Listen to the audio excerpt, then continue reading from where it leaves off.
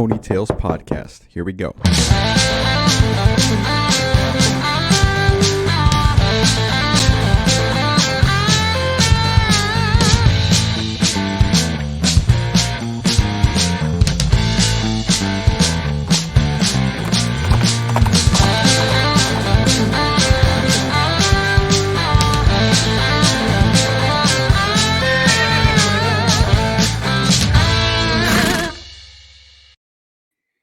What up, everyone? Andres here, and we are back for another episode of the Ponytails podcast. So excited that you're with us. If this is your first episode, welcome to the Ponytails podcast. Let me tell you a little bit about it, and you let me know if this is something you want to listen to or not. If you sold books door to door in college, that's what we talk about. That's all I need to say to you. If you didn't, strap on, get your seatbelts on. This is crazy stories about some of the craziest people in the world. And we're talking about people who in college decided to go sell books door to doors for 80 hours a week in a whole different part of the United States and faced all of the adversity that you might think of when going door to door. We're talking Monday through Saturday from sometimes 7:30 in the morning till 10 p.m. Just complete commission, kind of cultish, but not really. I'm sure we'll talk about that with our guest today. The whole point is to share the experience. Some of it is positive, some of it is negative, something in the middle. But honestly, I've had a blast. We've had over 120 episodes doing this, and every single time I feel super lucky to be able to talk to the people that did this and just really enjoy the stories that come along. So a couple of announcements before we bring our guests on, and a couple of shout outs. So just so you guys know, we are a monetized podcast, so we will be sharing a little bit about some of our partners, but to keep it really fun and to keep it cool, everybody that is working with us, all our jockeys, as we like to lovingly call them, all of them are people who either currently own their own business or work for a company, and they all sold books. So we try to keep it in the family, and it's been such a fun way to keep a good eye on and good taps on people who are doing amazing things in a bunch of different industries. And we'd like to give them recognition here on the show, as well as, let people know who are listening what everybody else is up to, in case you might be looking for a change in career, or you might be looking for a product or service. If you guys want to hear a little bit more about them, every other Friday, Nick Taverdi, who was my co-host, he took charge of handling and managing all of our jockeys, and they run a derby meeting, is what we call it, which is where all the jockeys meet and share a little bit about what their business, a little bit of insights on how to grow, scale a company, how to move your business, how to make it grow. I definitely recommend those. They are on our LinkedIn page, and they are going to be also on our Facebook pages. They live there currently. I highly recommend listening to those for sure. Now, first shout out of the evening goes out to Will Metscher. Now, of course, if one of the things I enjoyed the most when I was selling books myself was the fact that I got to kind of impact people in a positive way. And so the people that I got to recruit, the people that I got to work with, I was able to impact their lives and make it better, or at least I think so anyway. And it was such a rewarding thing to be able to give that to people, to give that opportunity, because sometimes people don't learn the things that we learned during this internship until their 30s, 40s, or 50s. And we were lucky enough to learn it so early on. So if you're the kind of person that enjoys that, you like making a difference in people's lives, you need to work with Will. So unless you live under a rock, you're probably aware of what Southwestern Consulting is. The cool thing is Will is one of their best coaches, and he's hiring people to work with him. So every one of the coaches that he works with has earned over 6 figures and built pretty solid lasting impact. And if you guys want to learn a little bit more about that, message us and we'll get you in touch with Will. Or if you're looking for coaching, also, we will put you in touch with Will. Second shout out, and also an announcement, is to Seth Hood and Zane Gallagher. Now, we're getting really close now, guys. 2 months out from our Bisler trip, and the spots are still open to sign up. We got a list of people already coming to this incentive trip that we have. It's incentive trip for participating jockeys, I should say. And then if you are just looking to come, get some more details, there's a link below. Just click on that. There's like a 16-minute video when I'm talking to Maddie Whalen about how to get signed up. And then there's another link below that you can click on to just go ahead and get signed up right away if you've heard about it. But basically, it's August 15th through the 19th. And it's going to be kind of like Sizzler, but for alumni. So it's an alumni trip. Coming out and hang out with us on the beach in Cancun at the Valentin Imperial at the Riviera Maya. And again, that's August 15th through the 19th. Super fun. And we still have some openings for that. So make sure you guys get signed up as soon as you want. And if you guys want to get your bodies prepped for let's see. So that's actually a month from now. Holy cow. That's wild. By the time this airs, it's going to be in a month. So it's just, I forget that we're recording for July already. What a cool that's a good problem to have. But anyway, yeah, sign up. We're actually getting prepped, and we've been getting prepped since let's see, January, I think, December, with Elevate Wellness. And so the reason we went with these guys, at least the reason I decided to go with Seth and Zane, is because honestly, I hadn't really worked out at the gym properly, or I was still using all of the same techniques that I was using back in high school, and I needed something better. Plus, I didn't know what the heck I was doing in the kitchen, which is really where you get fit. So these guys really took care of that, and more importantly than that, not just give us really good tips and good advice, but help me stay accountable. So I check in with them on a weekly basis in the community that they are building within their company and through their group of people is super awesome, super positive. It's kind of like it's kind of like the accountability partners, that those morning calls that you would have with people on the way to the work field. It's kind of like that vibe, but as a community of healthy wellness. And so it's super exciting. If you guys want, reach out to us. We'll get you in touch with them. That way you can work with Elevate Wellness. And as we love to say, elevate your body, your mind, and your life with Elevate Wellness. Seth Hood and Zane Gallagher, studs. And then last but not least, a big shout out to Cardinal, Quentin Roberts, Pedro Vega, Nick Dale. Many companies talk about, freedom, flexibility, and at the end of the day, even though you might have that, you're kind of held captive by the availability of your clients. Even though you kind of set your own schedule, you still kind of have to work with whatever they have. So with Cardinal, because of the demographic that they serve, which is more older, an older demographic, they can kind of like call their own shot as far as their flexibility and their availability. So they can make their work schedule work around what they want to do personally. So it's kind of cool. They have a pretty diverse set of agents. They're all in a dramatically different situation, but all are able to make it work around the lifestyle that they want and have for themselves and or their family. So key examples there: Jessica Chappell, Bridget Dugan. She was formerly known as Bridget Nicholson. They're both able to make financial living while keeping their family as their number one priority. Both of those ladies were able to crush it and make a six-figure income, but they were only working like 15 to 25 hours per week. So pretty cool. Of course, former book guys like Pedro Vega and Quentin, who I mentioned, are both making multiple six-figure incomes, but they just started doing and selling it, and they were able to transition into recruiting and training. So they're working about 30 to 45 hours a week and doing that. So it fits the mold for anybody that sold books, especially, also is doing pretty well. They have a ton of folks that are still single, like Sean Brefo and Greta Huerta. Love you, Greta. You're awesome. And they're able to make their schedules go from week to week and month to month as they please. They're taking full advantage of the freedom that they have. So anyway, they're still able to take care of their business. Everyone's only working on an average of 25 to 35 hours a week, but of course you can work more if you want to.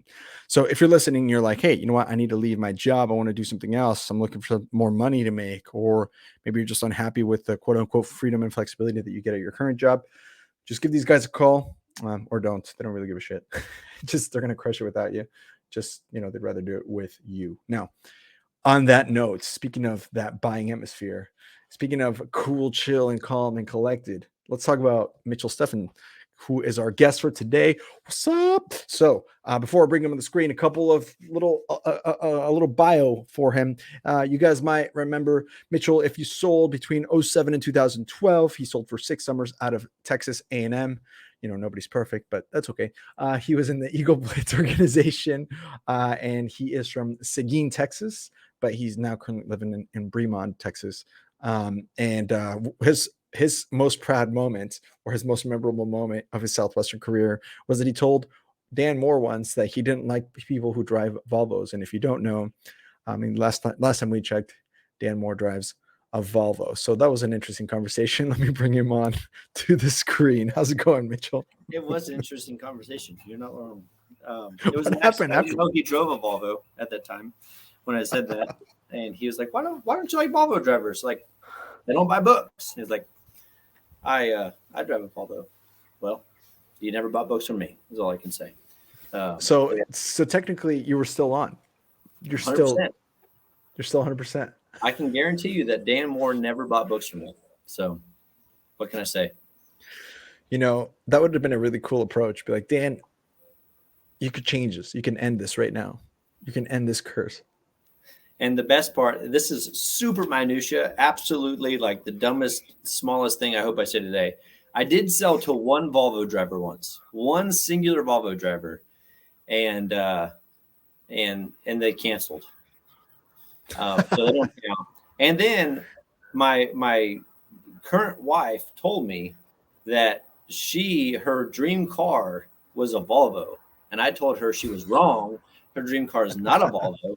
She does not want one of those things. So my prejudice against Volvo drivers exists to this day.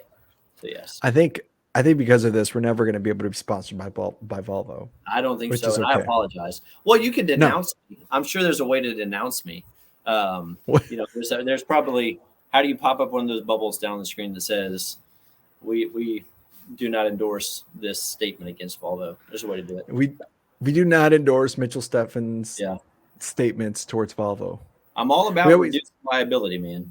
There it is. There it is right there. I'm all about reducing liability. Congratulations.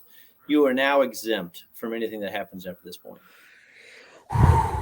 We're not sponsored by Volvo, but we could be. One day. So you were actually coming in live, and people who are just listening, your background looks amazing. And we might get a couple of pauses where we have to pause because there's a train coming by, but you're sitting outside of the house that you're building out in Bremont. Am I right to say this? There is. And there's a train or 2 or 10. I think we're done for the day. Like I said, we're future recording. So I think we're done for the next couple hours, but we'll see. And plus the breeze, if I got to relocate inside, we can do that. There's just no AC in there right now. But yeah, Bremont, Texas, population 929. And oh my Lord, that's where we're coming from. A metropolis, man. It's huge. You get lost. 900. Yeah, if you need to, that's where you go.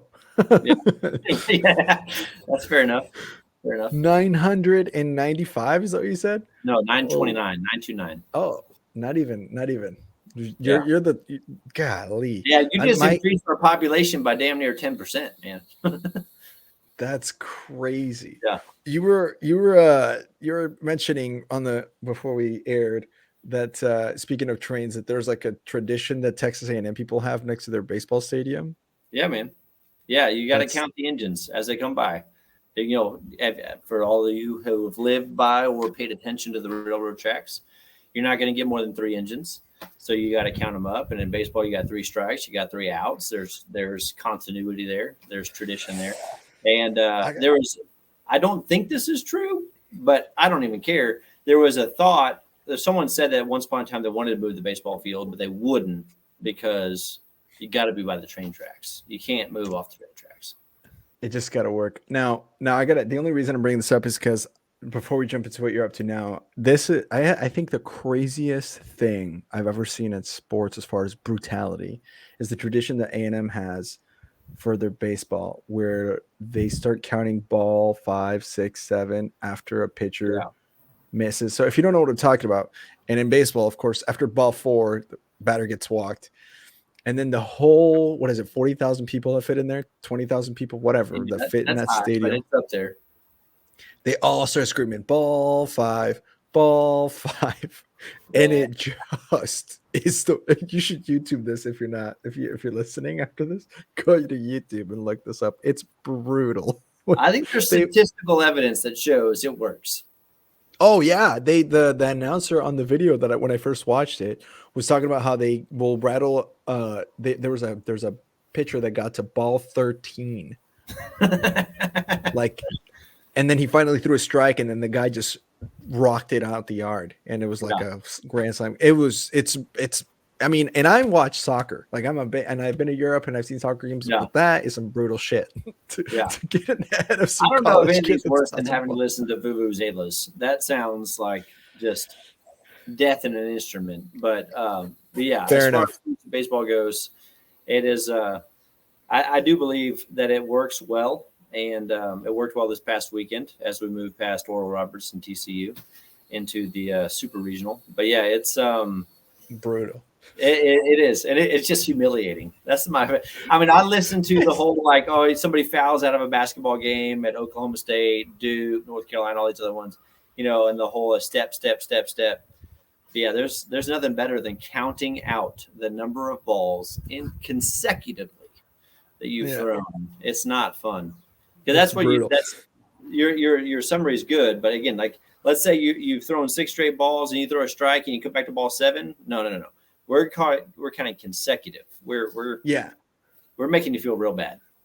Yeah. I mean, imagine getting to 8. You're like, I can't take this anymore. Yeah. The only thing that's kind of similar is in soccer, actually, when they start going ole. So when one team is crushing the other team so bad that every pass that the team makes, they say ole, ole. And so the other team just starts getting more and more desperate to get the ball back because the whole stadium is just yelling ole. And that's like, I didn't realize what that was from. I've heard the ole. Yeah. Anyway, I'm not a singer, but yeah, that's where that comes from, huh? Well, yeah, they don't sing that song, but they say the word ole. So it's like if a player has a ball and then they're like, oh, and then he passes it, they're like, ole. And then they wait. Ole, every pass. And in Mexico, this is true. I don't know why we're talking about this way. In Mexico, anytime the Mexican national team is playing and the other goalie is about to do a goal kick, the Mexican fans will go, and he'll run up and kick it, like launch it. And as soon as he kicks it, they go, puto. Just like it's a whole it's brutal, man. Friendly trash talk is the best. No, like being super mean is never fun. Not talking trash is no fun. Friendly trash talk is the best way to go. I think that should be the tagline for this podcast. Yeah. It's just friendly trash talk. It's just about this experience. I don't think less of you. I'm just going to tell you bad things about yourself. You can take that however you want. If you get insulted, that's up to you. Yeah. No liability. This whole thing. No liability here. Oh, man. All right. Well, are you drinking? Let's jump in. Yep. Cheers. I got my tequila, sir. Cheers to you, sir. All right, man. So I know what you're up to. So you're in commercial insurance, but talk to me about the journey from 2012, so 10 years ago, and how you got to this point so far. I know that's a broad thing, so I'm just going to let you talk for a little while because I want to hear about this story of it's always fascinated me how people leave Southwestern and how they ended up to now. So your mic, feel free to go into as much detail as you wish. Super broad because I was like bought in, man. I was going to be a DSM. It didn't matter that I think the largest my organization ever grew was 15,000 units, 15, not 50. I was gonna do it. It's gonna happen. 100% belief barrier, for whatever that was worth. I was gonna do it, and then all of a sudden I didn't, and then it was time to figure out something else, right? So that was 2012. It's been 10 years. I've had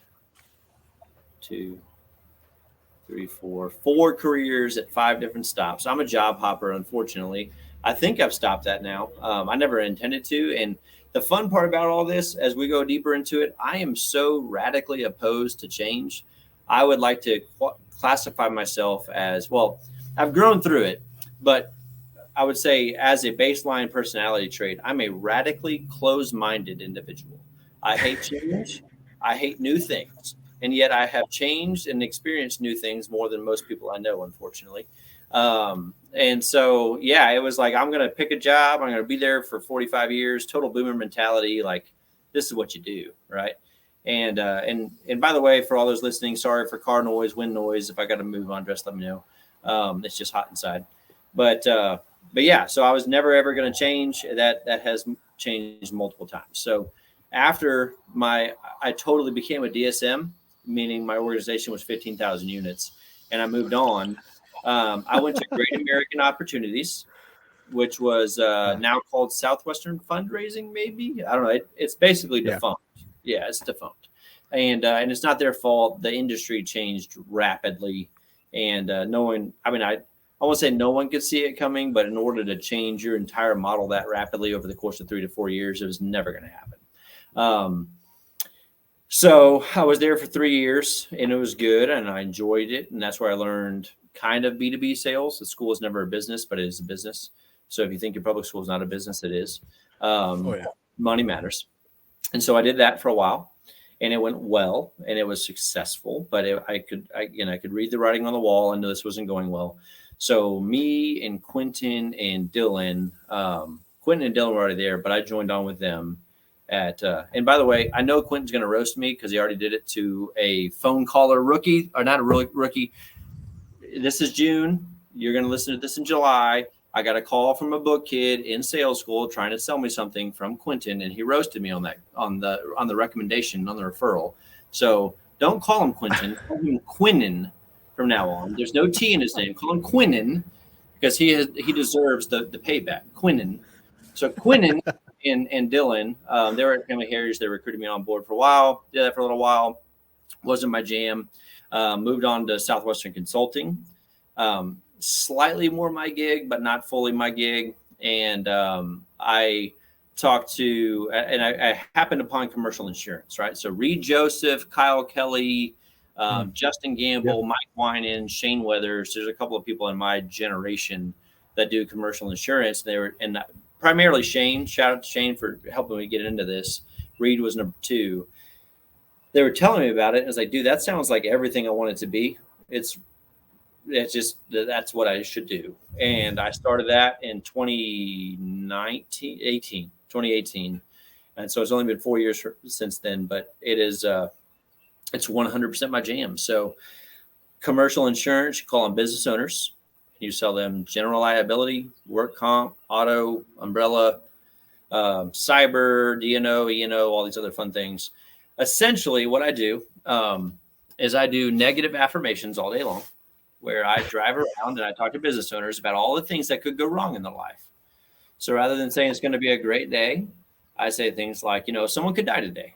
Rather than saying I'm going to, I'm going to sell X number of whatever, it could be, you could screw that guy over and he could sue you. All right. So all day long, I drive around thinking of all the worst case scenarios, which fits me very well. For all of those who happen to listen to this that know me, you would know that I'm a very worst case scenario, all the bad news person. I don't know how I sold 6 summers, but it worked out. What could go really wrong here? And I help. So I'm not a commercial insurance salesman. I'm a professional risk management consultant, right? Like I don't sell books. I'm a professional educational. Yeah. I'm a professional risk management consultant. I sit down and look at everything in your life that you could lose in the event that one of your drivers does something really dumb, or somebody goes and installs that thing and then the whole building burns down, and all the catastrophic stuff that has a less than 1% chance of happening. And then I tell them there's a less than 1% chance of happening, but it could. And here's the cost associated with it. The best part is most of my job is done for me, because the people that buy this stuff only buy it because they have to. So essentially, because I work primarily in construction and manufacturing, anybody who has a lot of vehicles on the road, right? Like you can't drive around with no auto insurance unless you're in Houston, Texas, or the Valley, in which case half the people around don't have any auto insurance. But that's but yeah, which also helps me sell things because no one has any insurance. If you're a business and you want to put a vehicle on the road, you got to have some insurance in place. So you're going to buy it. And that's what I learned from Great American. You're going to buy a fundraiser. The question is, are you going to buy it from Mitchell, or are you going to buy it from the other guy? And so I left all the conceptual sales behind, all the, hey, here's this new idea, this cool thing. You've never heard about it before, but here's why you should love it, which I wasn't very good at. And I moved into this whole, like, I already know you're going to buy it. You're going to do it. Are you going to do it with me? Are you going to do it with that guy? Here's why I should do it with me. See what that guy has to say. And that lends itself to a lot of expertise, a lot of deep dive, a lot of knowing your product, knowing your risk, knowing how to mitigate it, and knowing what business owners actually worry about and what you've actually seen firsthand put a business out of business, right? So it's fun. It's way less sales, way longer, and continual revenue. So it's been fun, man. It's not for everybody, but if you can sit there and think about all the bad things that can happen in life and every way that you get screwed, this is the job for you.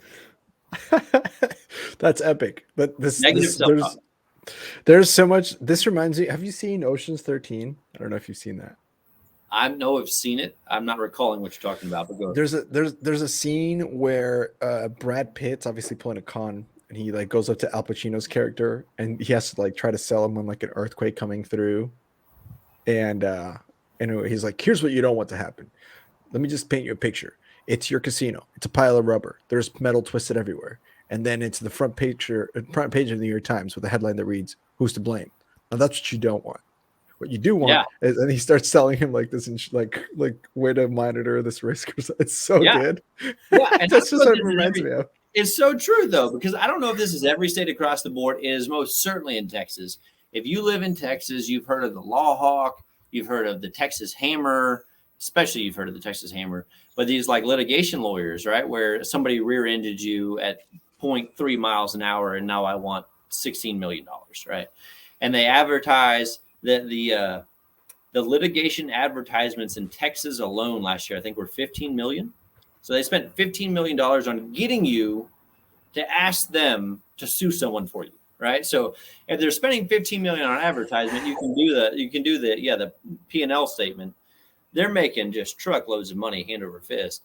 So that is exactly what I do. It's like if one of your dumbass employees picks up a phone and runs into somebody, do you think the attorney, the jury cares about, well, I told them not to? They don't care. It's going to be lots of money, and they will do well for themselves, and you will not.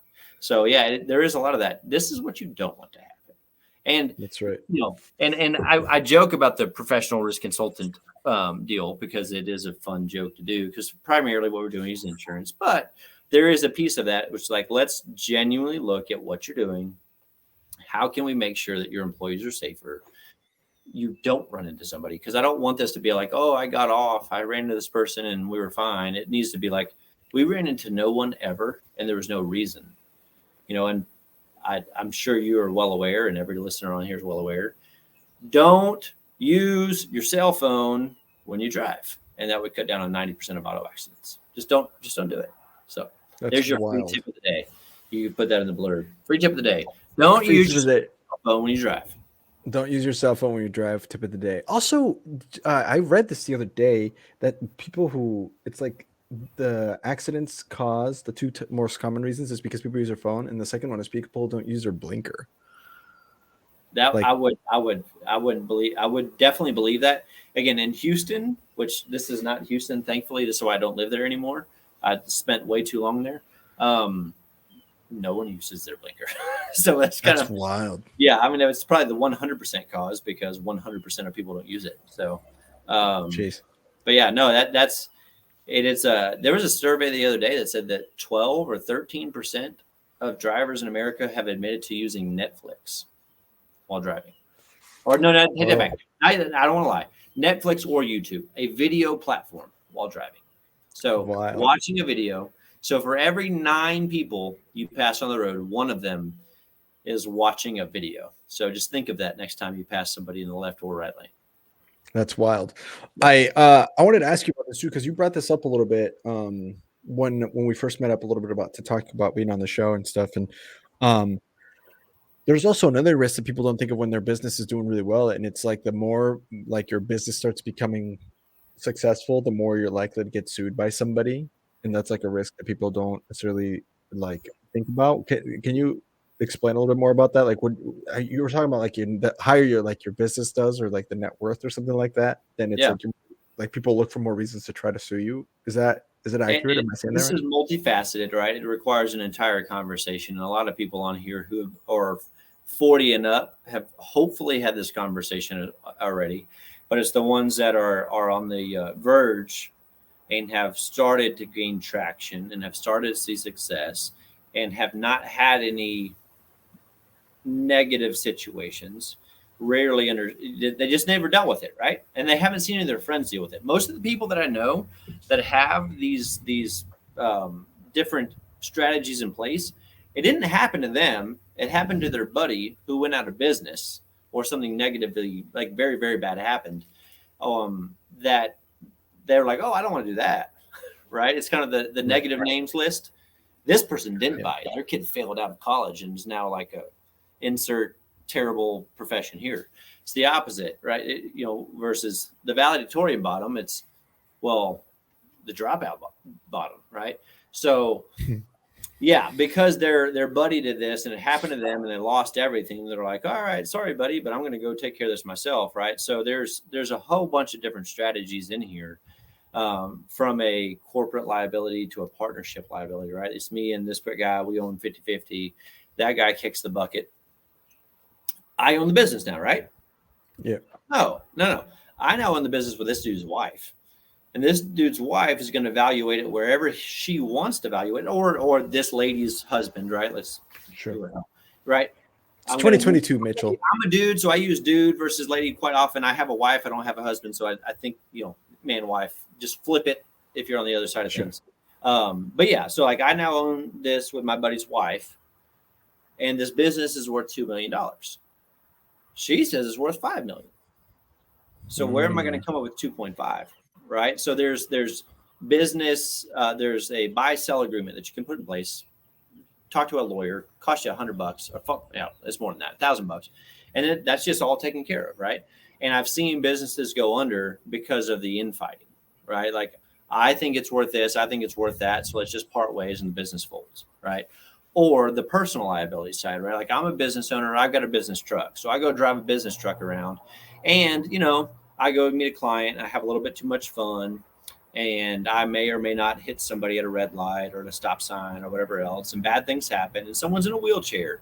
And it's going to cost you millions upon millions of dollars, right? Like, my wife, I love her to death. And one of the reasons I love her so much is that she was in a head-on car wreck when she was 20 years old. She ICU for a month, hospital for 3 months, had to learn how to walk again, right? Like, bad news. Right? And she had an ambulance chaser come ask her, hey, we can go after them personally. And she's like, no, right? The guy, the kid who hit her passed, right? She was like, you're asking me to sue the family of somebody whose kid died, right? Yeah. As a normal human being, she said no, right? But if that had been a company, right? And I think she still would have said no, but let's just go back to the general population here. That was a company, and that person hit me, and now, whatever. I want infinity $1 million. And I'm not saying you're not entitled to it, because I cannot imagine losing a kid. If you took one of mine, yeah, right? It would be bad news. Wow. Right? But anyway, so I want infinity $1 million. And oh, by the way, if there has been even an ounce of commingling of funds between your LLC or your S Corp or your C Corp and you personally, that one time that your LLC paid your car note or whatever else, right? Or your LLC pays for your car that is your business vehicle that you also use on the side, right? Any amount of commingling, a good attorney like the freaking Texas Hammer will come in and say, the LLC and John Smith, they're the same person. Screw this whole corporate veil nonsense. Sue John Smith and the LLC, right? So the need for personal liability in excess of your general personal liability limits is very important. Now, for your rando on the street, like, I don't own a business at this point in my life, but I have enough assets that your natural, and I'm not a personal lines person. I'm going to refer you back to your personal lines agent. But your 100, 300 limits are probably not enough if something bad really happens. Right. So if your house is worth more than $100,000, your insurance is run up. I'm sorry, bud. Have fun finding a new place to live. So yeah. Things that you never have a conversation about, that's what I do. And I enjoy it because I am, as I said earlier, very close-minded. Loves to see the worst that could possibly happen. It's going to be the worst day ever. Yeah. How can I help you prevent the financial loss of that? All the bad things. All of the bad things. Yeah. In your experience, what are like some real life examples like that? So we're talking about all these hypotheticals. Can you give us like one or two? Like, man, this is the craziest thing I've seen in this industry where like this company got sued. I mean, I'm talking about like they forgot to keep the wet floor sign, that kind of shit. Like or like something about to slip. Yeah, thankfully those I forgot to put the wet force line out. What that's going to do is it's going to make you look like a bad business, right? It's not going to put you out of business, but your insurance premiums the next year are going to jump. And when you think, and this is the thing that I didn't know, I'm not a business major. I'm not even going to pretend to be a business. I'm sorry for that guy. That guy's loud.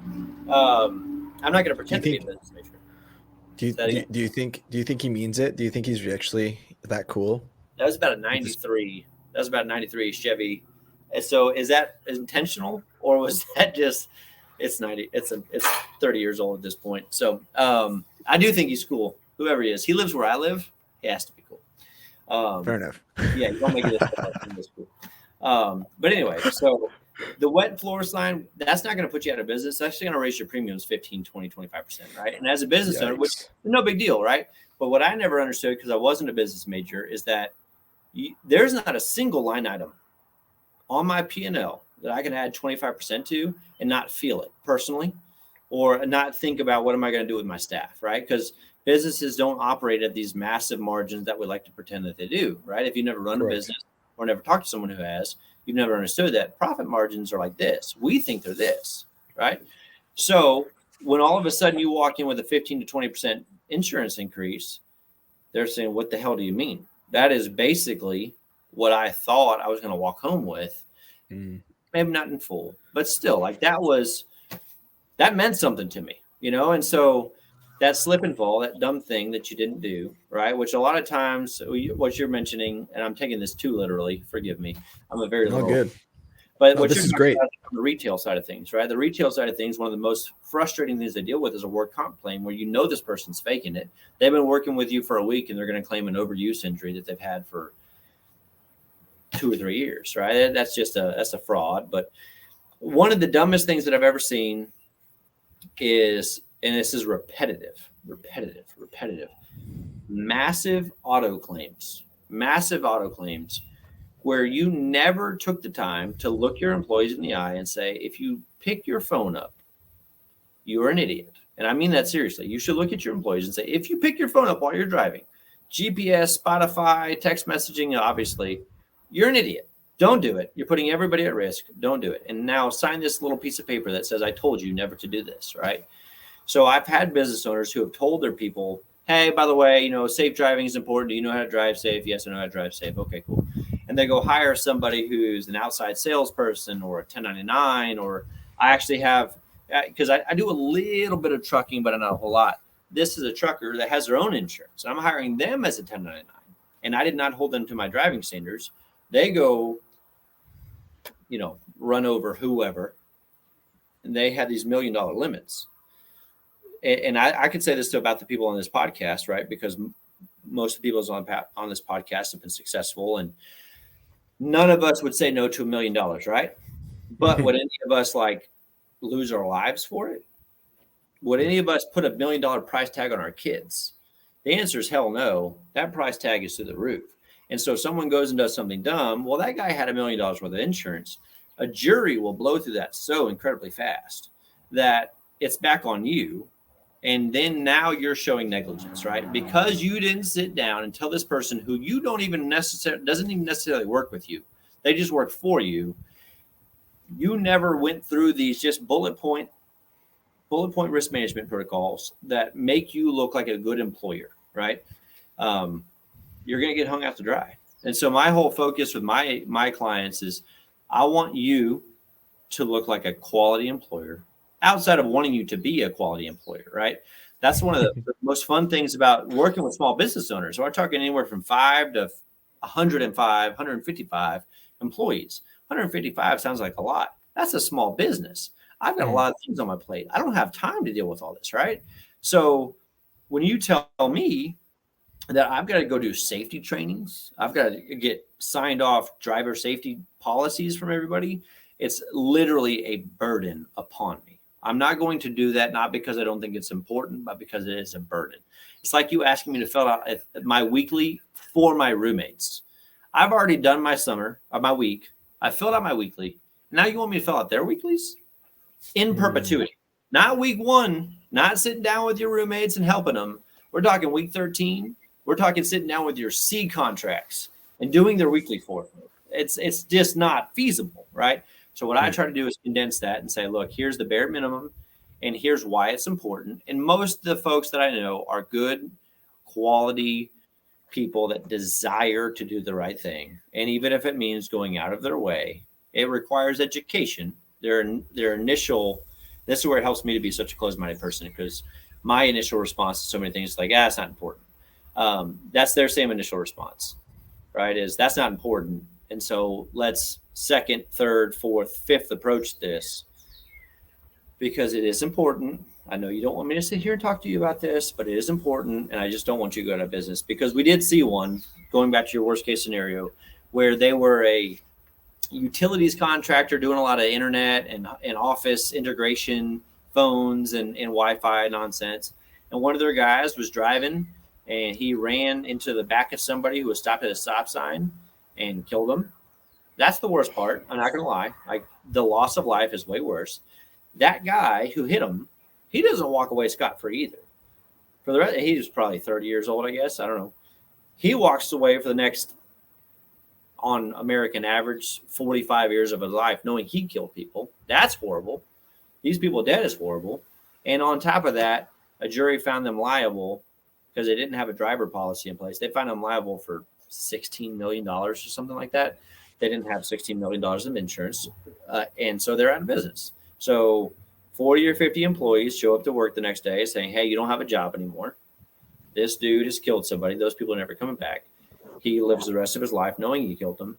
It's a horrible thing, and there's no way you can prevent that forever, right? I'm not pretending I'm like some magic man that can make no accidents happen ever again. But studies have shown that the more you hammer on this stuff, the more you hammer on risk, the more you hammer on safety, subconsciously it sinks in, right? Like, and I'm jumping forward 6 summers. I planned on saying this just to give 5 summers. Planned on saying this to give a shout out to West Virginia. West Virginia, and if anybody on this podcast who has sold there or knows people there or hopefully live there, I'd love to talk to you if you ever lived there. They must have had the greatest public service announcements of all time, because West Virginia was the one summer that I never a single time ever walked into a house where people smoked inside. Everyone smoked. No one smoked inside. So those little radio adverts, those little like drops, hey, killing your kids, secondhand smoke, your kids are going to turn out to be like 3-legged, 4-eyed freaks. Don't do it. It worked. And everybody had an ashtray on their porch. No one had one inside. Greatest summer. I enjoy that so much because my clothes had never smelled cleaner. And I know every single person on this podcast knows what I'm talking about, right? It was just, you leave a house and you're like, it works. It works. Wow. Okay. So first of all, a couple of questions, about this, because this is really cool. One, do you operate, do you operate only in Texas, or like does your company, I mean, if I live in Nebraska, for example, can I get a hold of you to, how does that work? Does it work interstate? I know life insurance isn't quite like that. So how does that work? Yeah. So Hawaii, y'all are crazy. Alaska, y'all are also difficult. New York, which I know you listened to your former podcast. New York is also insane. But outside of that, no, it's all, I mean, there's, gradients here where certain things got to go certain ways, minimums and exclusions and certain language that's allowed and not. But for the most part, after that, it's all the same, except for work comp. There are some states that have a monopoly on work comp. Texas used to be that way. Wyoming has some interesting rules. Oklahoma has different pollution rules. But yeah, I mean, those are all like little bitty things that you can find on Google. For the most part, if you lived in the other 47 states, you're a normal person. California, you're also a normal person. You're just very, very, very expensive. And I'm sorry, but talk to your legislators about that. That's true. That's cool. That's good to know. I have a bunch of people who I know who are small business owners, even people who might not be, who might not listen to this, I mean, I've been asked about this kind of insurance. We'll have to connect about this for another time, but we'll connect about this after, because this is really awesome. And it's important to know, it's important to I'm going to mention this because I'm Hispanic and an immigrant, but in Nebraska, there was a lot of small business owners who would employ undocumented people, and then they would go and get in an accident. And then that's like double, triple, quadruple, like extra bad. So there's like so many of those cases that I've heard where it's like, if you only had some business insurance, even if you don't have the biggest policy, but you had something, would have gone a long way to kind of, at the very least, minimize, if not maybe help a long way in the situation that you now find yourself in. So that's crazy. It's wild that you do that. It's wild. That's every landscaper in Texas, by the way. Yeah. And it's hard work, and then that's true. It's true. And then the next question I was going to ask you is, are there? I know you said you specialize with like construction companies or manufacturers and that kind of stuff, but like what about companies who are maybe like, for example, something like me or other companies who are not in that realm? Is there something specific that you recommend about maybe something like I don't know, other kind of industries? So I get it. It's not my specialty. If someone called me, I'd be like, hey man, I can totally help you out. Let's get so and so involved, depending on what that is, right? So like benefits is a massive expense for so many companies, right? Especially if you want to stay competitive in the hiring market. It's expensive. It's not really what I do, but I got a guy who's really, really good at it. Talk to him. 401k, same deal. I don't know the first thing about it. This guy's really cool. But going back to the commercial insurance part, one of the things that my eyes have been open to, due to, unfortunately, a large amount, I say large, a non-small amount of clients who have dealt with this, is cyber fraud. Yeah.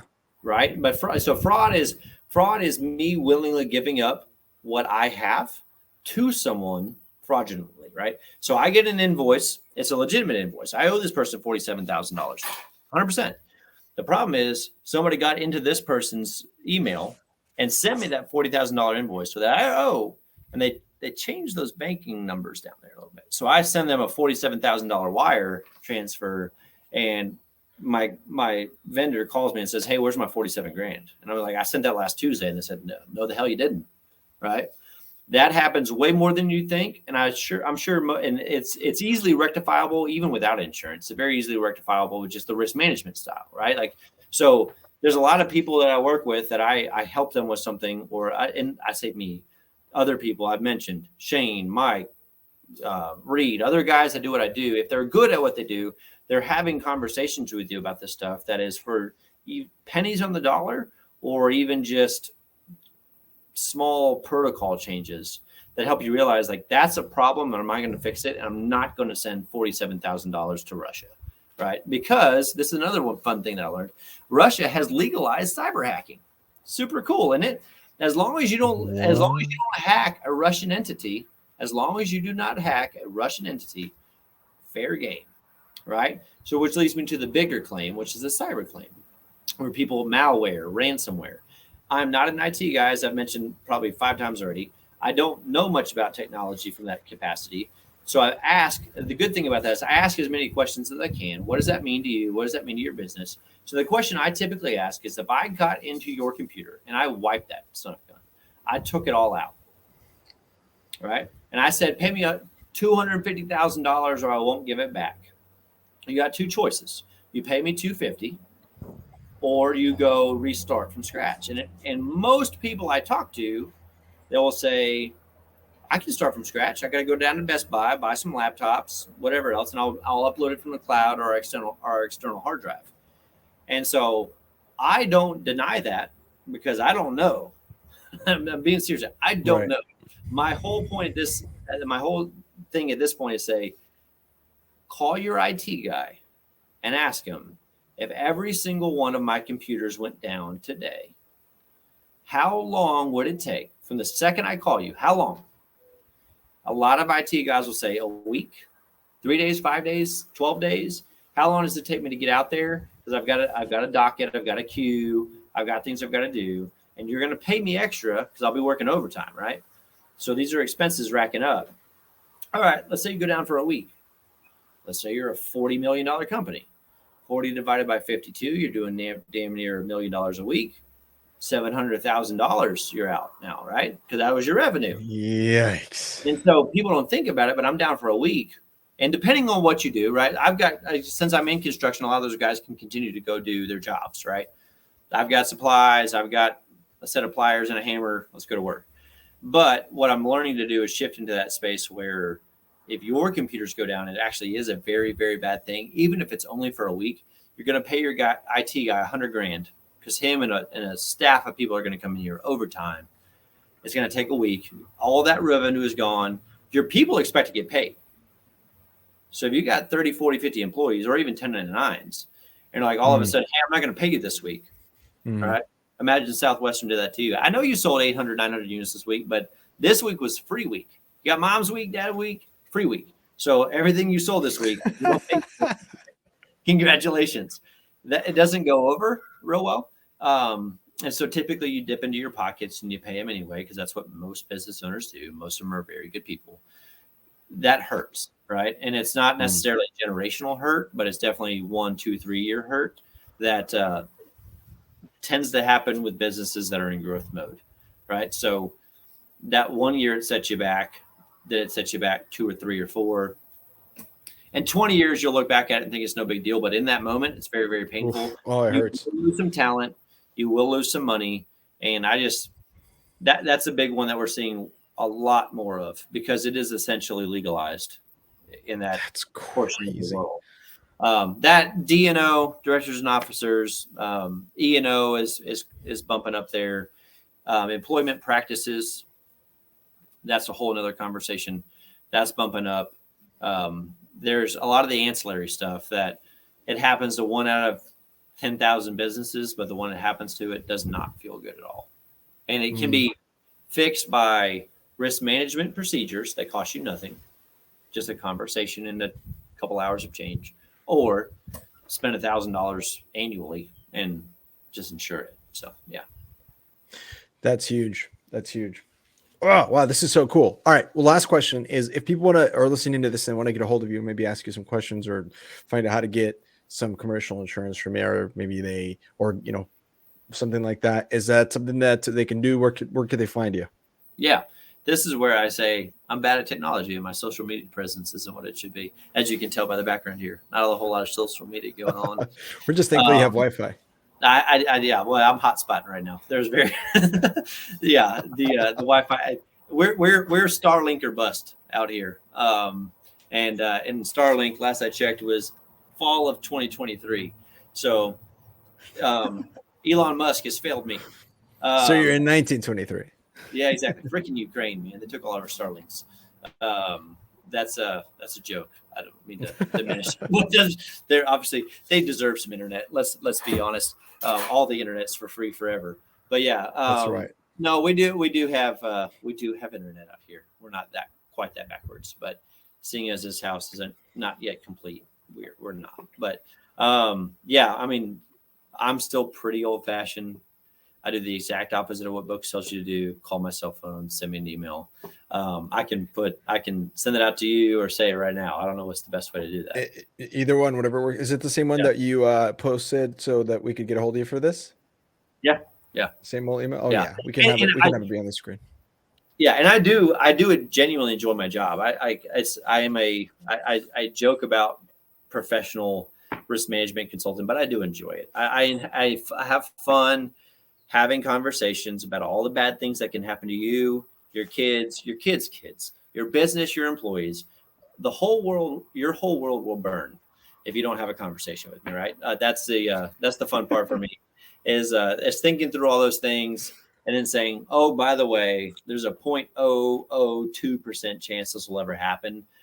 But I love to make sure that people are educated and they understand that if anything bad ever happens to them, it's because they can look back in the mirror and be like, yeah, but I knew that could happen. You know, I knew that was a chance and I took the chance, right? Just like if you lose, I don't gamble. I've never gambled. But if you go lose $10,000 at the craps table, you kind of knew that could happen, right? Yeah. That's how I like to look, because most business owners naturally roll the dice. They are naturally risk takers. And so if you take a risk and you fail, I want to make sure that you're aware of what the risk could be, because the craps table is very obvious. These tend to be a little bit more nuanced, right? So if anybody just wants to have a conversation, it's very unlikely that I'll be able to provide a product for you. But I love talking to both people, and I love making sure that everyone's safe and happy and whole and protected, and that you and your family continue to be happy for decades to come. That's very nice, Mitchell. Yeah.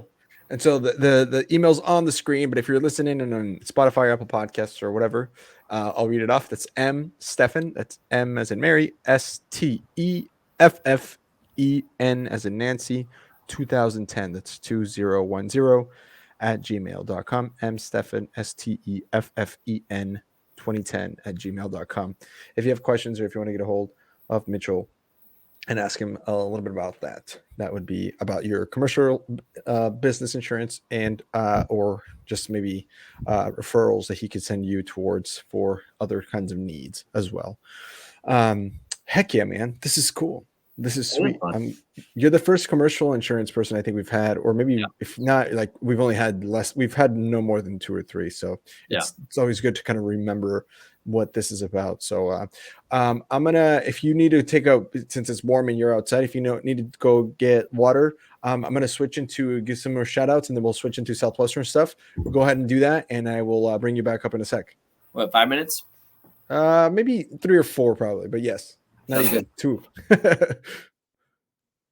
All right, guys, quick shout outs to coming up, and I want to make sure I give them their due just because we have some really cool partners. Honestly, definitely listen in on this because there's some new stuff that's coming and switching up. So if it's been your first episode for a while, definitely worth listening. First shout out I want to give out is to Pat Roach. He was just hanging out with my brother for Phil Zolke's wedding, but one of the biggest things that we want to make sure we emphasize here is culture. Company culture. If you want to work in a place where it's a lot of fantastic people working with you, take all of the good things from Southwestern, leave out all the bad, and then have it be fun. Maybe look into real estate. It's one of those industries where 95% of the people who start, they quit a year later. It's a 95% turnover rate, but with Southwestern real estate, they actually are the exact opposite, where they keep 95%, which is kind of cool. And the best part about it is someone like Grant Greeter, Meredith Gardner, and Phil Zolke, some of our previous guests who've been on the show, have told us about the ability to be flexible and still be able to enjoy all of the things that they want, prioritize the things that they want. And of course, the industry is too good to mess up, and they are rocking it right now. 99% drama free. And of course, the barrier to entry is a lot lower because of the coaching and the ability to be able to train you the right way. They're experts in their field for warmer and more reliable sales as well. So real estate has been really crazy lately, but with him and his team, you're guaranteed to be a success in the industry. They're awesome. We love you guys. You guys are great. Big shout out as well to Dillon, Barr, and Thought Leader. We just had Fido on the show last May talk about his TED Talk. But what these guys do is to help people land TED Talk. So if you or someone you know wants to do that, this is a good way to reach out to them. But they are actually looking for people to be part of their sales team. So they have 2 roles available. Number 1 role is the SDR role. And basically, they are the people who are making sure that the leads that they're getting are qualified. So there's no cold calling. All the leads that they get, calling on the phone. These are people who are excited. They want to do their TED Talk, but they want to learn a little bit more about the program and how they are able to help people do this. And so your job is just to make sure that they're qualified and set them up with an enrollment advisor. That on target earnings for that is about 50 to 75,000. So it's more of an entry level position, but high caliber people is what they're looking for. And then if you're a total badass, enrollment advisor is the role that you're looking for there. And then you're sitting down with a calendar of people who are already set. Imagine having all your sit downs prep for you, and you're just going and closing and making sure that the people are the cream of the crop that have the actual viable option and chance to make it to the TEDx stage. So that is about 130 to 200,000 plus a year on target earnings. Of course, other benefits are included in that. If you are interested, reach out to us and our Dillon Barr, because the standards for this is pretty high. They're looking for Southwestern alumni for a reason, but the right people who find this job, this could be an opportunity of a lifetime. And honestly, it's a sweet company, such a cool environment that they have there. But Dillon Barr is a sales and client experience. He's head of both of those departments. Of course, he sold books. You can reach him at DB. That's Dillon Barr, DB at thought-leader.com, thought-leader.com. And thank you for coming to my TED Talk. And then second, shout out over to Cardinal. A ton of reasons why their agents do pretty well. The primary reasons that they're able to write so much business in such a small amount of hours because of the system that they built. Their leads, no cold calling, 0 cold calling. They do direct mail leads. Every week, each agent gets about 25 to 40 direct mail leads. And depending on how much or how little they want to work, there's basically the summary of what the card. It's kind of like a little card, and people fill this out. And it's like, hey, you qualify for this program for final expense. If it's important for you to know that you qualify for this life insurance benefit, they'll pay all your funeral expenses, make sure that your family is left in a good spot. If you're interested in that, complete this information below. So that's who you're calling, people who are mailing in, yes, I want to learn more about this final expense insurance. So basically, they're pretty warm leads. They have all the information in there. It's not like the yellow sheets that you get passed around when you're recruiting. These are people who will know exactly why they're calling and why they want people to call them. And so they get a pretty high rate return of investment on their time for these leads. They're spending almost all their time with people who are wanting to talk. Let's imagine like a mom calling you going, hey, I want books. I'm like, all right, I'll be right there. So if the idea of having qualified prospects to call in every week is important to you and you like the idea of working smaller hours for a lot bigger of a payout, give us a call. Cardinal's doing a $500 referral bonus. So if you or someone you know is interested in this, make sure you refer them. There's a link below you can click on, send that the referral submission form. And so feel free to get onto that. And that is it for now for our shout outs. My man Mitchell is back. Boom, boom. Did you get some water? Yep. I'm working on this tequila pretty hard. Well, my water, again, house is under construction, so my water is not necessarily a short walk. It's 110 degrees inside your house, is that what I heard? I mean, it's a little exaggerated, but it's not far. Yeah, it's fun. It's amazing what happens when you don't have AC. Yet. Yikes, man. Well, let's we've reached the section where we wind the clocks back and talk a little bit about this the reason that we met in the first place. Yeah. This is crazy. For people who don't know, I've never met Mitchell. I had a conversation with Mitchell for like an hour about business stuff like last week. Other than that, this is the first time we've really chatted. And that's what's cool about this program. If there is a positive, out of the positives of Southwestern, we can chalk that one into that is that when you meet people who also sold books, it's like, hey, there's a really cool connection. And that's what I've loved about this job. So let's wind the clocks back. Go back to 2007. What a year. Right before the stock market just collapsed. And talk to me. You're sitting in A&M, minding your own damn business. And then what happened? How'd you get into this crazy thing? False. You can wind it back to 2007, 6, 4. Oh. In 2004, yeah, you had Jessica Lackey on. Yes. Who told you about her wily brother, Dillon Lackey, and how he tricked her in going to a notebooking session, right? Yes. This man, and if you ever get to interview my brother Scott, I would strongly recommend it. He's done very well in life, and he's a cool dude, and he's funny. So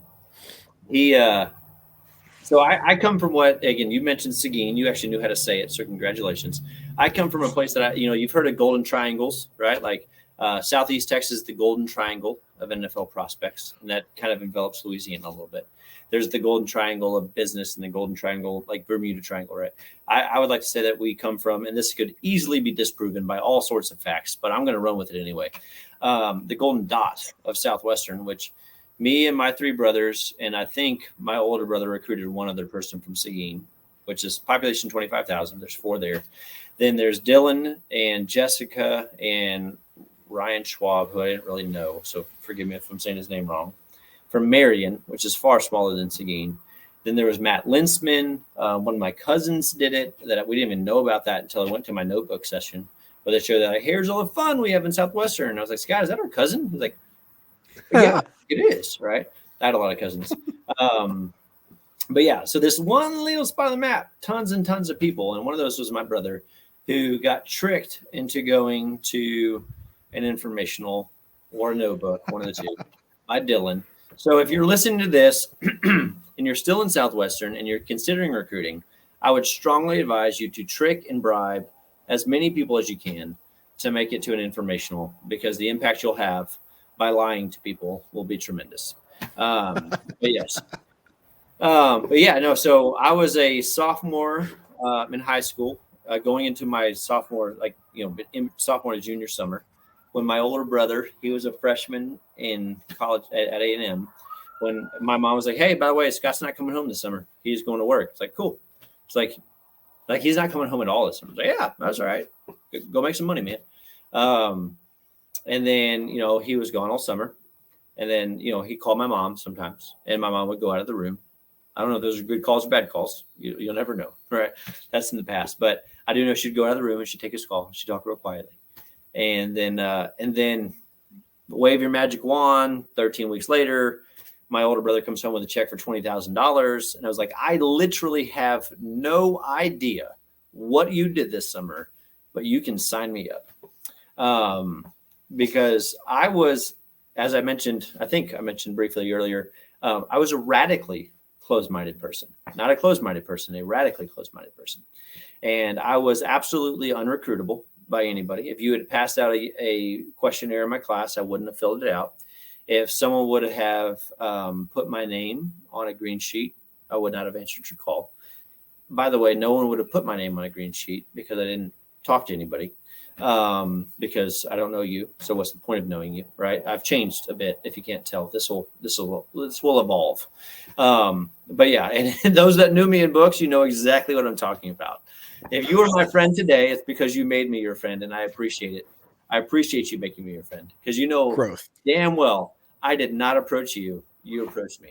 But yeah, man, it was. I was absolutely, completely, and utterly closed-minded to any and all new opportunities. So the fact that my brother made money was all that really mattered, because in addition to my closed-mindedness about so much, I was absolutely closed-minded to any university outside of Texas A&M University. I'm a small town country boy. That's what you do in Texas. If you're a country boy in Texas, you go to A&M. If you're a city boy in Texas, you go to UT. If you're a country boy in Texas that doesn't have academic chops, you go to Texas Tech. So sorry to all Lubbock fans. That's a bit of a joke. That's a joke. It's a joke. You're good people too. Sorry, I had to get a little barb in there. But yes, that's what small town people. You went to A&M, right? And so very closed-minded. I literally did not apply anywhere other than Texas A&M. And when looking for summer jobs, I literally looked at no summer jobs outside of Southwestern. I just knew I was going to do it because you had to go. In my family, you had to go to college. You were likely going to go to A&M, and by the way, you got to pay for it, right? Because we're not going to do it for you. So there were scholarships available, but outside of that, that's on you. So my brother went and made 20 grand, and I also knew Jessica growing up, and she did very, very well. Jessica Roberts now. Dillon, knew him very well. We all did 4-H together. We did livestock judging together. We all knew each other. I knew Matt Linsman. There's plenty of people in my life that did very, very well. So for me, it was just like, well, yeah. Oh, yeah. It's kind of like drinking water. You're like, yeah, I mean, of course. I guess I'll take some water. That sounds good. It's hot. I'll take some water. Yeah, it was literally that simple, right? Again, it was so simple and spelled out for me that it made no sense not to do it.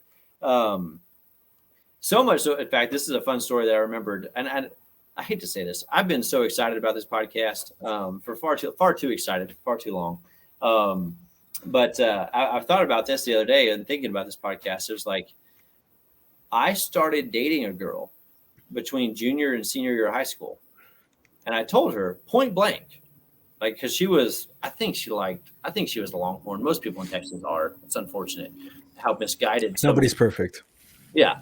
I mean, it's unfortunate how many misguided so many people in Texas are. We're so close to perfect, except for that subset of the population. Listen, not to make this political, but we've witnessed you guys from afar in some different aspects, and we're like, whoa, they do it differently down there. just like a little bit. But that's a story for another time. Yeah. Sorry, this girl you're dating between junior and senior year. Man. I love that line. That's just like, I'm glad that you're reclaiming the Southwestern one-liners and making your own. That's a story for another time. But anyway, I don't know where she would have gone to school, and I didn't even care. I just told her, like, look, we're not even boyfriend girlfriend yet. We're just dating.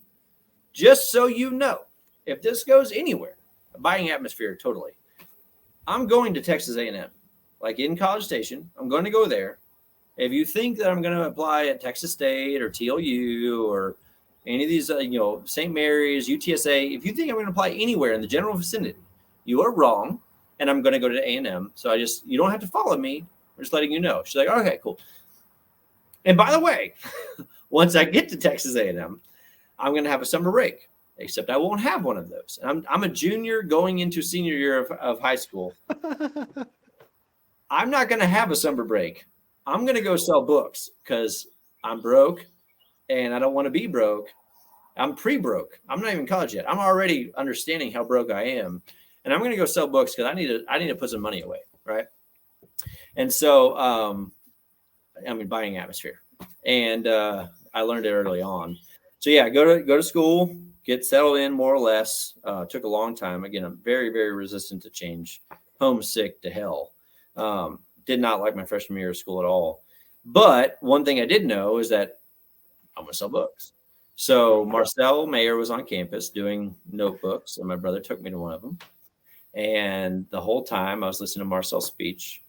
And if anybody wants to fill me in on what the 7 points of the reasons why you'd want to do this are, number 7 was my number 1. And that was money. Do you know them? What are the 7? Oh, I know them. I know one is travel. Yeah, travel. Let's take these one by one. Let's take these one by one. So travel is number 1. Yeah, I don't know if they're still in this order, but it was like you get to travel. So you Let's get do to one by one. So travel, right? Yeah. That's actually a negative sell for me. Again, resistant to change. Telling me I have to leave Texas, I do not like this idea at all. Seeing other places is for hippies and losers. I don't do these. And again, I'm saying this in 18-year-old Mitchell, not current Mitchell, so forgive me. But 18-year-old Mitchell was like, that's for idiots. Who would ever leave this fantastic state that you see in my background? That's amazing. Dumb. All right. So number 2. Who would want to see mountains ever? No one. Those are dumb.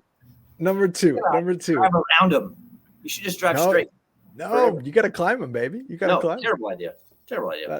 My brother once said, people weren't built to climb because we went rock climbing. I love rock climbing. He's like, dude, we weren't built to climb. I'm like, I know, but on the other hand, mountains were made to be climbed. So I guess it's up to you. Yeah. And he's like, wow, you still got it. So travel. 18-year-old, like, you're just all dumb. Everyone is dumb. Yeah. Fair enough. Hey, fair enough. Number 2 was college credit. Don't care. I'm an education major. I'm going to be a science teacher and a high school football coach. Your credit means nothing to me. Continue. Fair enough. Number 3, resume builder. The experience. Don't care. I'm going to be a science teacher and a football coach. They're begging for us. I don't need your resume. Continue. The money was the last one, so we talked about that. Was your number 1, just straight up money. Absolutely, 100%. Personal challenge. So it was like doing something hard. Don't care. Not interested at all. And then what were the other 2? There was I don't remember the other 2. Yeah. My brother's gonna be blunt. My older brother did this. My older brother did this. Jessica did this. Dillon did this. Matt Linsman did this. I don't believe in personal challenge. It's fine. This is not gonna be hard. All right. So it was just straight up like, I'm poor. Money. You have money, right? And I am the anomaly in that like, everyone's like, oh, the money's part of this. No, like I'm here for money, right? And it changed. Obviously, it changed. But I was literally straight up 100%. I need money. I need it sooner rather than later. So let's go to this thing. My brother made 20 grand. I expect 20 grand. False expectations, by the way. But that was like, it was like, look, he made 20 grand. Where's my 20 grand? Let's roll. And he's an idiot. Yeah, he's an idiot. I mean, yes, I understand that my brother is more outgoing, more personable, way better, way smoother talker, and honestly more intelligent than me. But I can do that, right? Why not? But I'm better looking, No, that's for him, and you can decide that. But it was straight up like, he did it. Why not? Right? I mean, if he made 20, I'll make 18, and I'm dead serious. Like, I had the same thought. If he made 20, I would come home with no less than $15,000. Spoiler alert, I came home with less than $15,000. But we'll get to that. But yeah. I know, honestly, that was the same thing I thought. The guy that recruited me, Steve, he was like, listen, I made 17 grand and I had 0 sales experience beforehand. And in my head, I'm like, you know what? Shit, I've been in sales. Like, I was working at a retail store. I'm like, but that's more sales experience than he had. If he made 17, I can at least make 10. Yeah. That was my thought, So that's fair enough. Also, I remember the number 5 or 6 was you get to network. You build this giant network throughout the country from all these people. Not interested. Yeah. Not interested. 100% not interested. Also, that's also not true because we're that's what we're trying to make happen as a show. That's like a mission statement. We're talking 18-year-old Mitchell.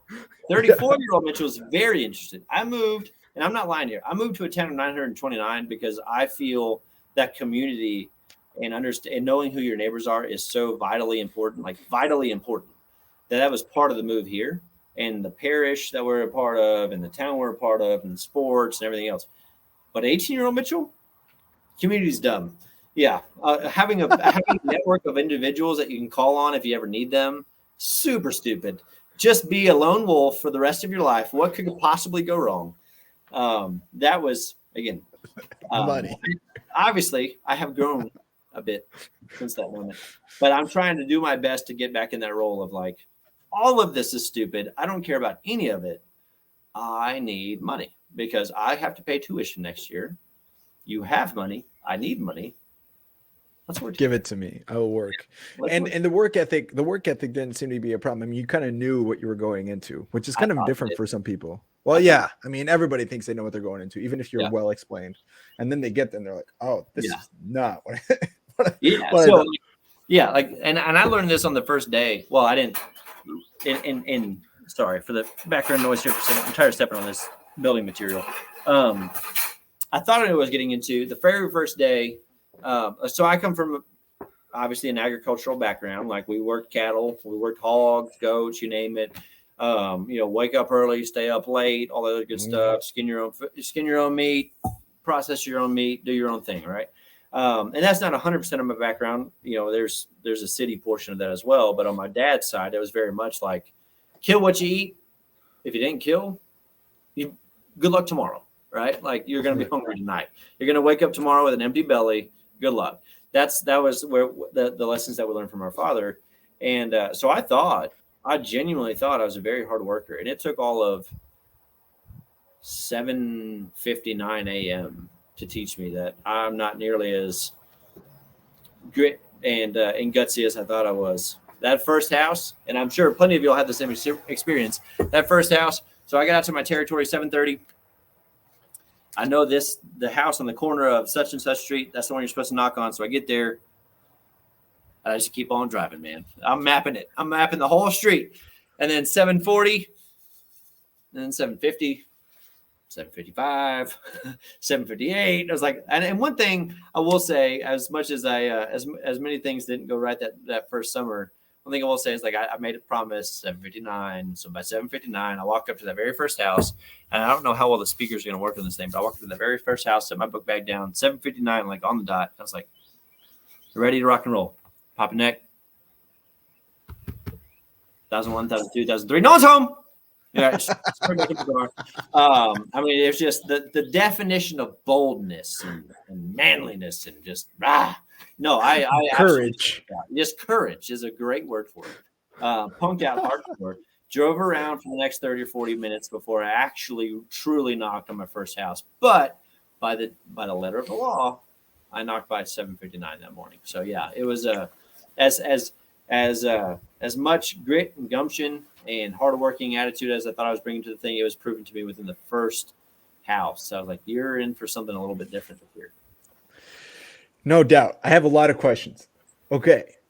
Sales school, people being wacky, the cool card, being a radically closed-minded, negative person that Mitchell was at 18. How did you sit in with it? By the way, people don't know what execs are and like what sales school is. You have to be silly. What I mean by cool card, we don't have I don't know if we have these on the air, Amy, but basically I'll explain it. But because I know we don't, but in sales school, the biggest thing that you have to learn, and this is why people think that Southwestern's kind of cultish, but it really isn't. It's just actually a really important life lesson, I think, is that you have to stop caring so much about yourself is really the key to sales school. Is they get you to stop caring so much about how you look and who you are. So we do like silly dances, we do silly chants. You have this cool card, because really that's the key to doing well, both I think in life and in Southwestern. And so many of our guests, especially the ones that were in it for multiple summers who had a lot of success during and after, they all said the same thing. It was, you got to stop taking yourself so fucking seriously. You got to take what you do seriously, but not yourself. And that's what sales school kind of decides to do. But it's hard as an 18-year-old person to go in, especially if you're like Mitchell is self-described himself, like how was that culture shock for you of someone asking you, hey, do this silly dance or whatever? Like what was that like? Yeah, right down the middle, right? So cool card. The good news for me is that I was not cool, and I didn't want to be cool. I actually wanted people to leave me alone as much as physically possible. That's why I went to bother people on their front porches rather than people bothering me on mine. But yeah, so like, all right, no, I don't know any of you. Like, I'm thinking my original organization, right? So I had my brother, and then I had my best friend went out with me that summer. I co-recruited him. It didn't work out as well for him as it did for me. But outside of him and my brother, I didn't know any of those people. So you want me to do some dumb dances or whatever? That's fine. I have no cool card with y'all because I don't know you and I don't want to know you and I hope you never talk again. And again, talking 18-year-old Mitchell voice. Sorry, like you got to put two different filters on here. 34-year-old Mitchell disagrees with 18-year-old Mitchell. Shockingly, I did grow up. That's okay. But 18-year-old Mitchell was like, I don't care who the hell you are. I'm going to sell books and you're going to sell books and one of us is going to do better than the other. And I'm going to go home with the money. That's what I'm going to go home with. You go home with your money. I go home with my money and we'll never talk again. That's what Southwestern is all about. Screw networking and friends and family and marriages. Resume. And I'm never going to talk to you again. That's what Southwestern is for. Everyone knows this. But yeah, so we, doing all the dumb dances and stuff like that. I definitely had the introvert in me because I am a radical introvert, which I've learned to disguise. But as a radical introvert, it was like, this is all horrible. The only way I got through all that was like, I'm never going to see these people ever again. And I was wrong. Well, actually, my first org, I don't know if any of those people came back, but subsequent summers. But yeah, I was like, I'm never going to see you ever again. I don't know you. I don't want to know you. So I'll look like a fool in front of you. So there were, and plus I wasn't necessarily the cool kid on campus. So there was no cool card to lose. It was more of like that breaking out of your shell and allowing yourself to look stupid in front of other human beings. The only reason I was able to do that was I genuinely believed I would never see these people ever again. So yeah, that's exactly what a good way. You all thought you were going into your first summer. Yeah. But now you get out there. I don't even remember that. And where were you? Where were you that first summer? First summer was Forest City, North Carolina, Rutherford County, North Carolina. I lived in Chesney, South Carolina. Beautiful town, 1,100-ish people. I lived with the Burnses. We had our house found for us on Saturday evening by some girls in the organization because the three dudes that were looking had no success. So, and actually, I remember our host family being a little bit like, I think her name, I don't remember her name. I don't remember it at all, but I thought you were moving in here. What are these dudes doing here? And they were a little bit blindsided by it, but that's part of the beauty, man. There's a lot of growing up in that because by Saturday night, my stomach was definitely in my throat thinking like, oh shit, I thought we just all found a place to live. And it did end up working out and it worked out for the better. That was definitely God shining down upon us. That moment right there was definitely one of those moments where you like in a small way, a very, very, very small way that has no big bearing on your life. You can see the small blessing in it. And I'm glad because we were the boys, three of us, we were canvassing Forest City. We worked our butts off, knocked on every freaking house. When I came back to sell books later that summer, they knew who the hell we were. Like we did a good job. We had no success. It was the girls that started knocking on towns outside of our town that ended up finding it. And I'm very glad they did. Gas was roughly 25 cents a gallon cheaper in South Carolina rather than North Carolina. Oh, nice. I don't know if that continues to this day, but in the summer of 2007, it did. And that would save me roughly $1,000, I guess. Right. So my final check was 93. So 93 to 83, there's a big feels, it doesn't like monetarily, we all know as adults, like whatever, but at the moment there's some big feels between a 9 and an 8 or 10, right? If they could save me 25 cents more, freaking South Carolina. But yeah. And that dude that we lived with, he owned the Ford dealership in town. So I lost a transmission week 5 or 6. He got my transmission replaced for $400, which is unheard of. Clutch. Literal clutch. Yeah. Well done. But yeah, no, it was just the absolute perfect spot that took care of us like they were our own. Their family was super tight knit. We met, these were older folks in their 80s, 70s or 80s. We met their kids and their kids' kids. It was just awesome. It was a picturesque view of like family. But yeah, man, sold in Forest City. Worked my territory like crap.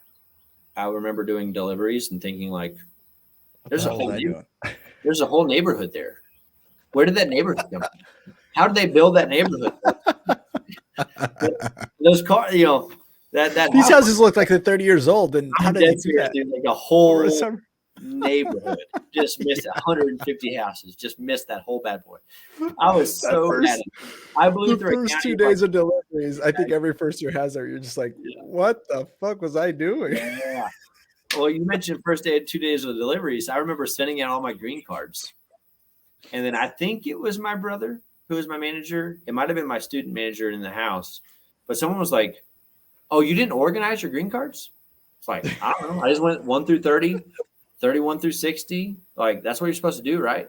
Like, no, you're supposed to like organize them. I was out till 2 a.m. every night, zigzagging that whole county. All those Saturday callbacks, man, they crushed me, that delivery. It's not fun.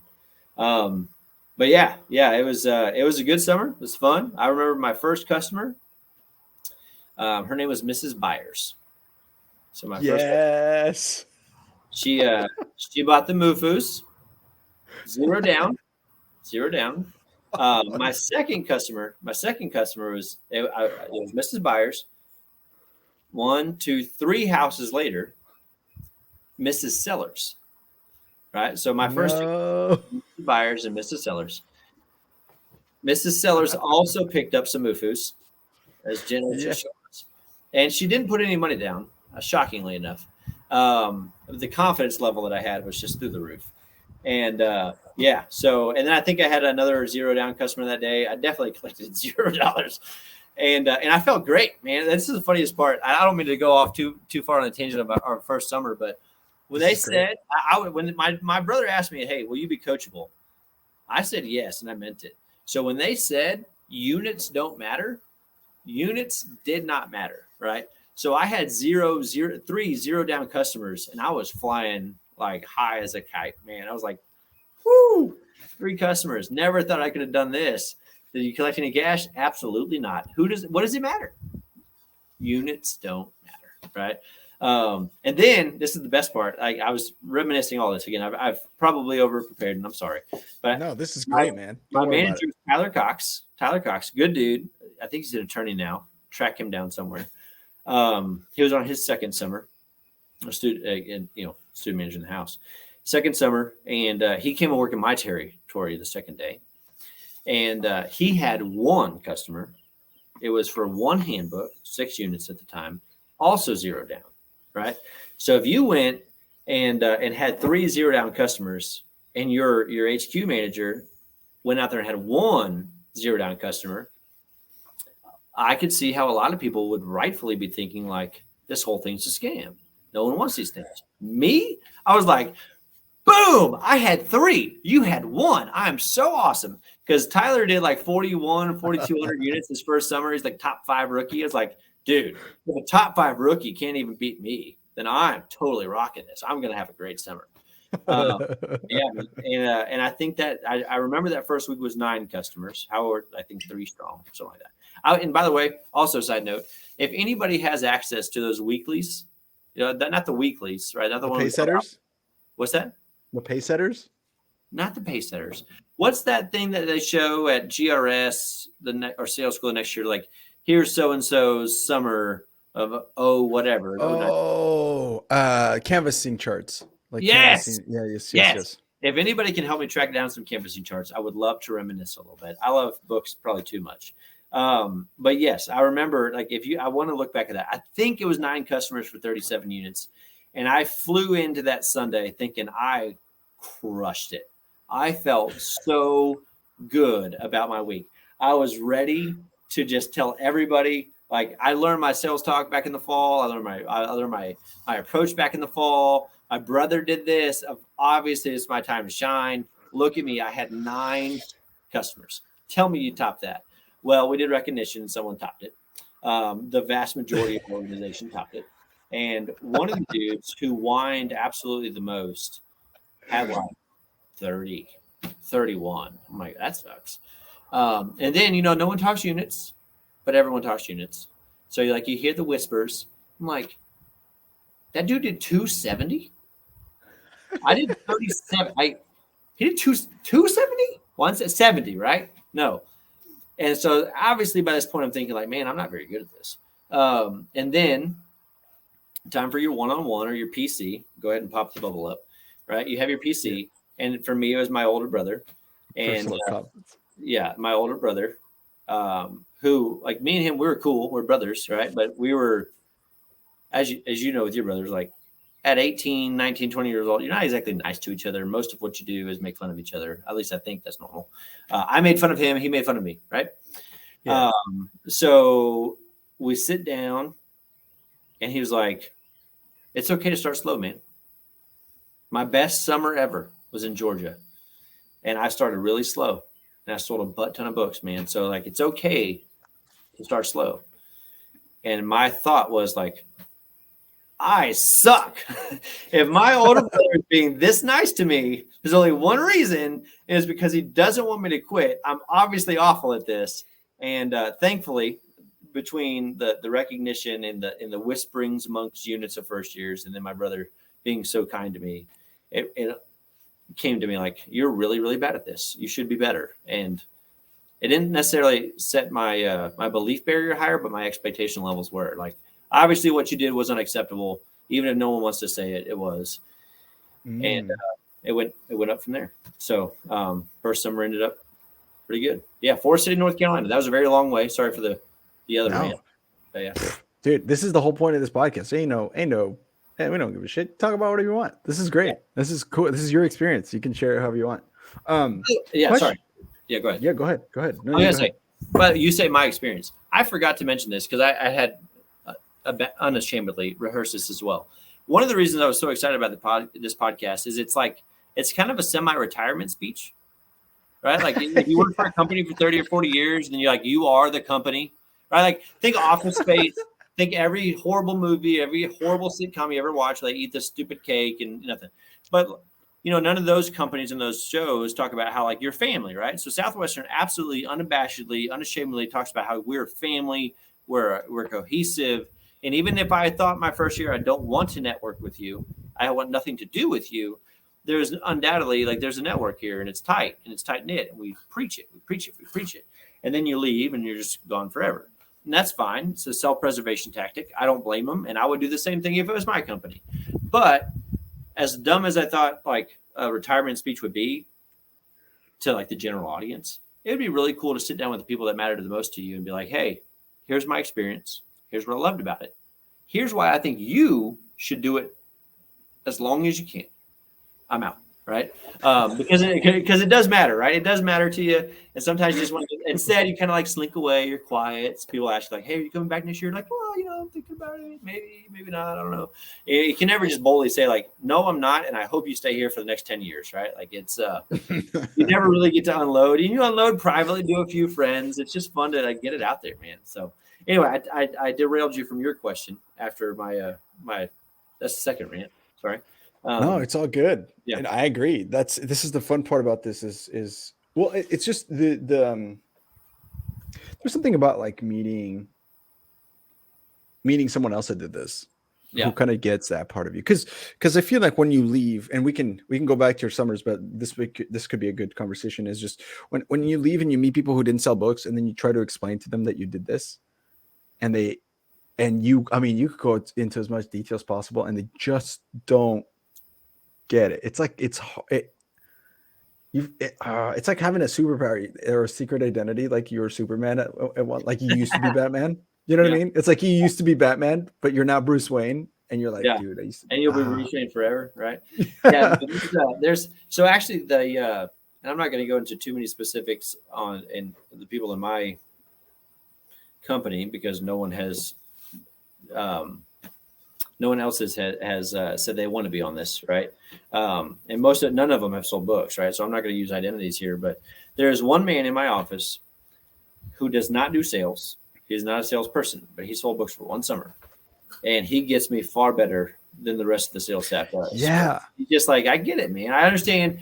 Like, when you try to push the boundaries, when you try to, like, set a new level, when you try to set a new level of acceptance, what is acceptable, all right? Like, this is what we're going to do here.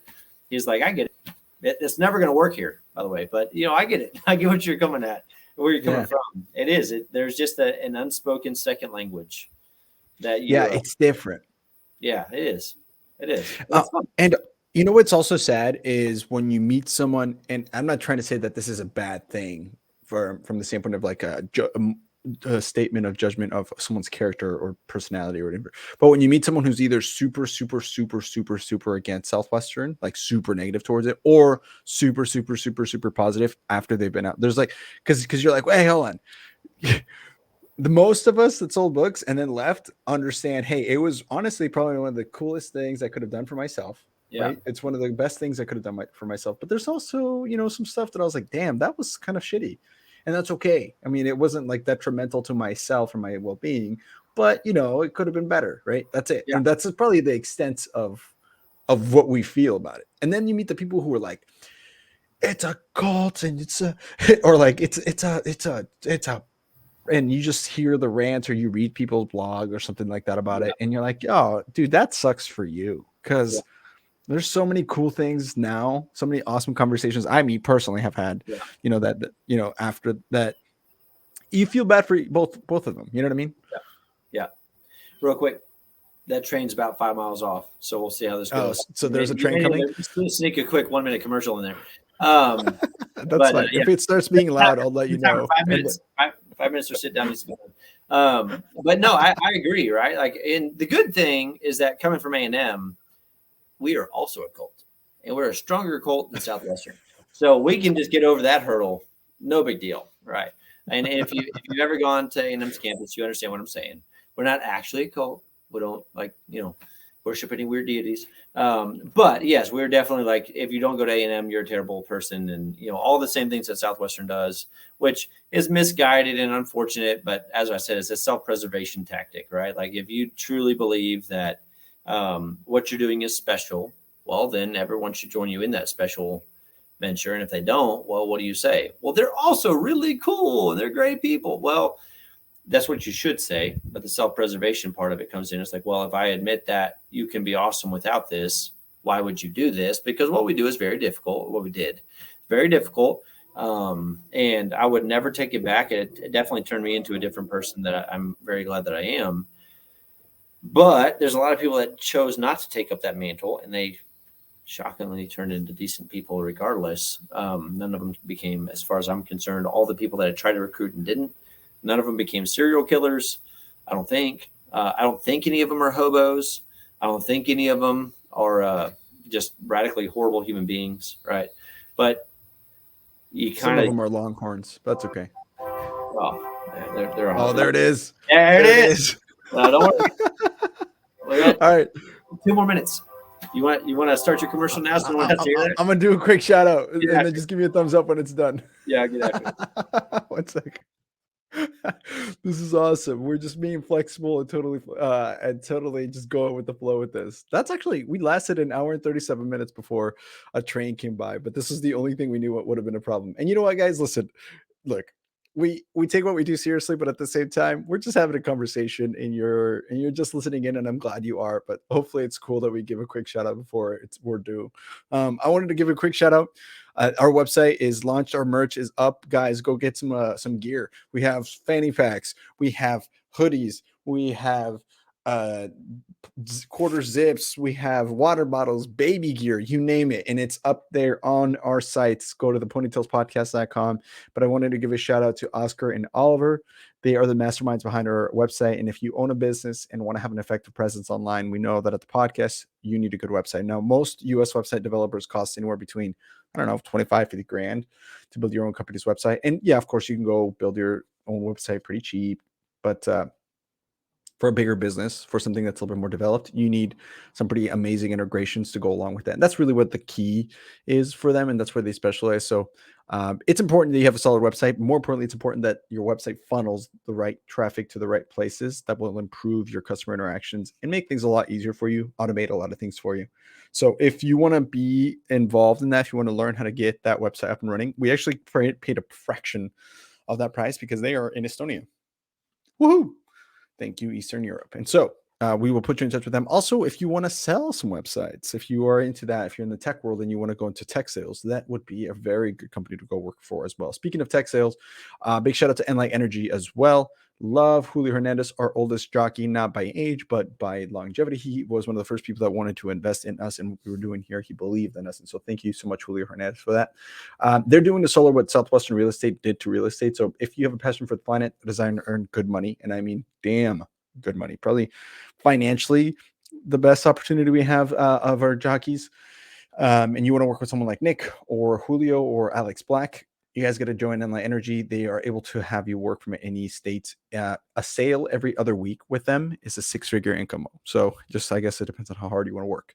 Solar is just a wild, wild west right now. Anyway, they have the ability to work with people anywhere. And you, by the way, that's a sale that you're just doing. You're just replacing current bills that people are paying. You're not adding anything to people's expense. Nobody's paying extra. They're just swapping bills. So instead of an electric bill, they just had a solar bill, and that's good. Hopefully the train is all good. Steffan, give me a big old thumbs up above your head. Yeah, okay, cool. I'm gonna bring him back up. And are we good? Is it? Boom. How about it? Is it? No, it's gone. I don't hear anything. Serenity. It's gone? It's gone. You say so. There's 3 engines on that for all my Aggies out there. 3 that time. Ball 5. Ball. There's the last car right there. So yeah. We were talking about when people leave. So the when it doesn't work out for them and how they have like this really negative. And here's the thing. Look, I understand, right? I understand why you would be mad. But you got recruited by a college kid to go sell books door to door. And that college kid probably didn't know what the heck they were doing. You know what I mean? And then you got out there, you thought you were cool. You get out there and you realize it's harder than you think. And then you quit. It's on you a little bit. I get it's not the thing and they could have prepped you better.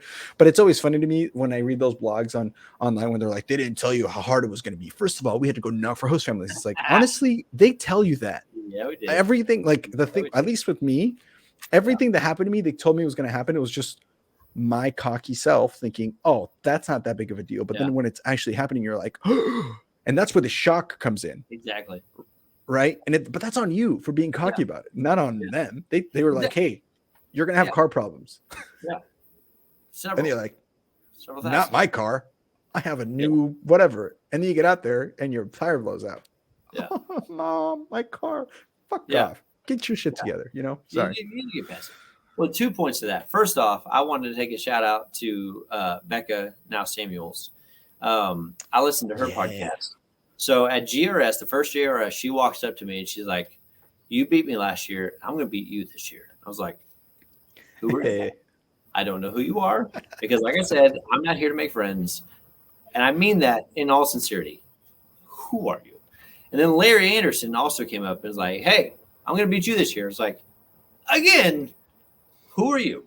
And to be fair, not just because I'm from Georgia, you could have been from any university in Texas outside of A&M, and I would have asked you, who the hell are you? I don't know who you are. And that's a me thing, right? Like, because I was that way. I listened to her podcast, and I remember her telling me, you beat me last year, I'm going to beat you this year. Hands down, Becca smoked my ass. She did it in 9 weeks with a stolen car. She came this close to me, so I will officially admit, for the record, Becca, you smoked my ass. And I did pretty good, but you smoked me. So that's important. But second, you go back to the other one. It's like, yeah, that point of like, that will never happen to me. I get it. It's like, because everyone's bulletproof at that age, nothing bad will ever happen.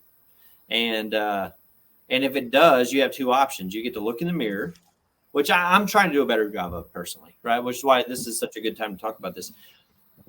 You have the 2 options. You can look in the mirror and say, hey, where could I have done a better job, right? Even if there are other factors involved, and even if there are other people involved, where could I have done a better job? Could I have communicated better about my situation that could have put me into a better situation? Could I have done a better job? Could I have worked harder, whatever, right? Or you can just blame the hell out of everybody else, right? And so I think most people, because you're still a fairly young guy, I would hope at least that most people get to mid-30s, mid-40s, whatever, and be like, I would hope that most of them can get to the point where they introspectively look at themselves and be like, yeah, Yeah, I didn't really try. I got kicked in the teeth the first time. And I say that just because, again, my first 2 customers were zero down Mufus, and I'm not lying when I said I was jacked up. I just knew I was crushing it, right? Whereas I think the vast majority of people would have taken 2 zero down Mufus and been like, life sucks, Southwestern sucks, the world is ending, I'm going to go home. And I'm not because I did a good job. I was just so, being a part of the Colt of A&M and the Colt of Southwestern, so easily brainwashable, that I was like, dude, this is great. I'm making so much money. This is awesome. So it is. It's just like, it's all perspective. And we know that. We all know that. But it's easier said than done. If you want to find fault in it, you can. You could. I believe there's people that could go out there for 2 weeks and come home thankful, right? I recruited a couple of different people that sold 400 or 500 units for the summer. And, 1, 2, 5 years later said, man, I'm so glad I did that, Yeah. And it sucked for them during the summer. And they would have told you it sucked. And they would have told you how awful this was. But afterwards, like, man, I'm so glad I did that. That's so good for me. Right. So I think that's the other hard part. The closer you are to a situation, the more zoomed in, the more microscopic you look, the harder it is to see the whole picture. And once you back out, see it from that 30,000 foot. I'm 40 years old. I got 3 kids. I've got a wife. Like, meh. That's hard, but I'm cool. Yeah, I agree. I agree wholeheartedly. Question for you. That was really good, by the way. Question for you. You said earlier, I think I caught this. You said it started about the money. So it was about the money. At what point was it in? I don't know if it was your first, second, third summer, whatever. But at what point did it stop being about money? The 6th summer. Interesting. What happened? Yeah. So summer number 2, went to Clarksville, Tennessee, about 45 minutes from the company. It went well. I went from like 26-ish to like 45-ish. That summer I worked with Dillon again and Amber, Thomas, Bragg, but Thomas, Beast. Taylor Mobley. I already mentioned Dillon, Keith Hoffmeister, Jenny New. There were several, like really Joey Hopkins from our corner of the universe. Some very, very talented people.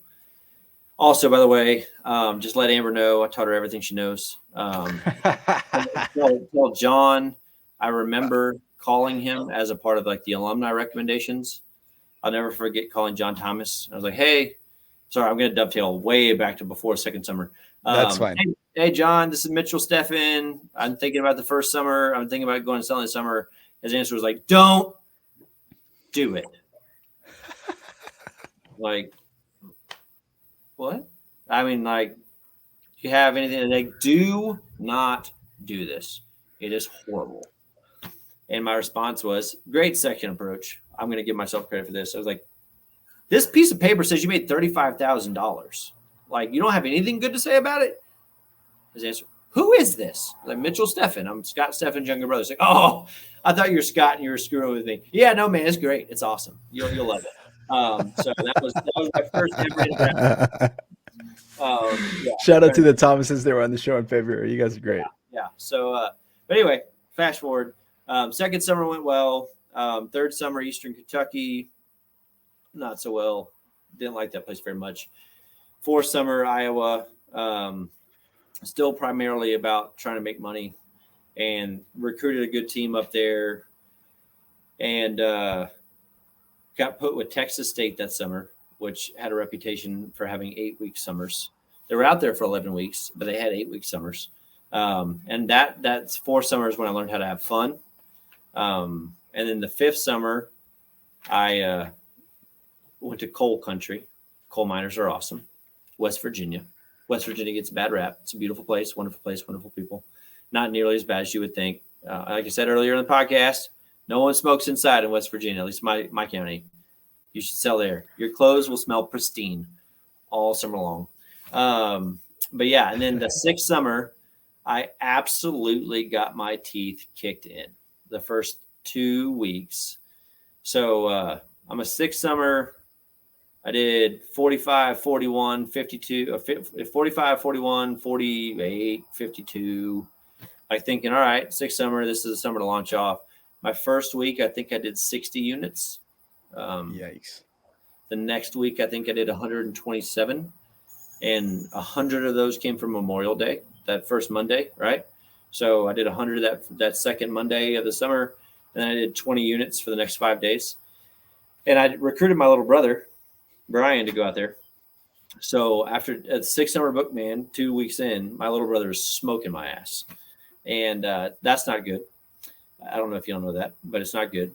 And I'm sitting there thinking, and I'm no joke, I was very much in a position of how do I fake an injury here? Like, what is an injury? And I'm not lying. I'm not trying to be dramatic. I was genuinely in my car thinking, what is an injury that I can fake that is believable enough that would allow me to leave the book field, because I can't quit, and what, as you alluded to, like, it's books, right? You can't quit. Quitters are insert terrible adjective here, right? Right. Or noun or whatever. I don't know my parts of speech. Quit during the book field, you're there, just stick it out. It's 12 weeks. I'm like, freaking done, man. This was a mistake. I don't know why I'm here, and I don't want to be here anymore. But my little brother's out here, and I know in the back of my mind I can't quit, but I'm genuinely thinking through logically, slowly, what is a good way to come up with an excuse that I can quit, and my brother may or may not stay, and maybe people will think less of me, but I don't care because I'm going to fade off into oblivion, which is a horrible way of thinking about your friends, right? Like we've talked about earlier. It's like, you shouldn't think that, oh, my friends only like me because I do this with them, right? But whatever. Come back to that. And thankfully it didn't end up that way. And I'm glad. What I will say for my 6th summer, and I will blatantly say this, is that it's not as prevalent as many first years would like to believe. It's also more prevalent than leadership would like to believe. There's a middle ground there, the radical middle, in which territory freaking matters, man. 100%. 100%.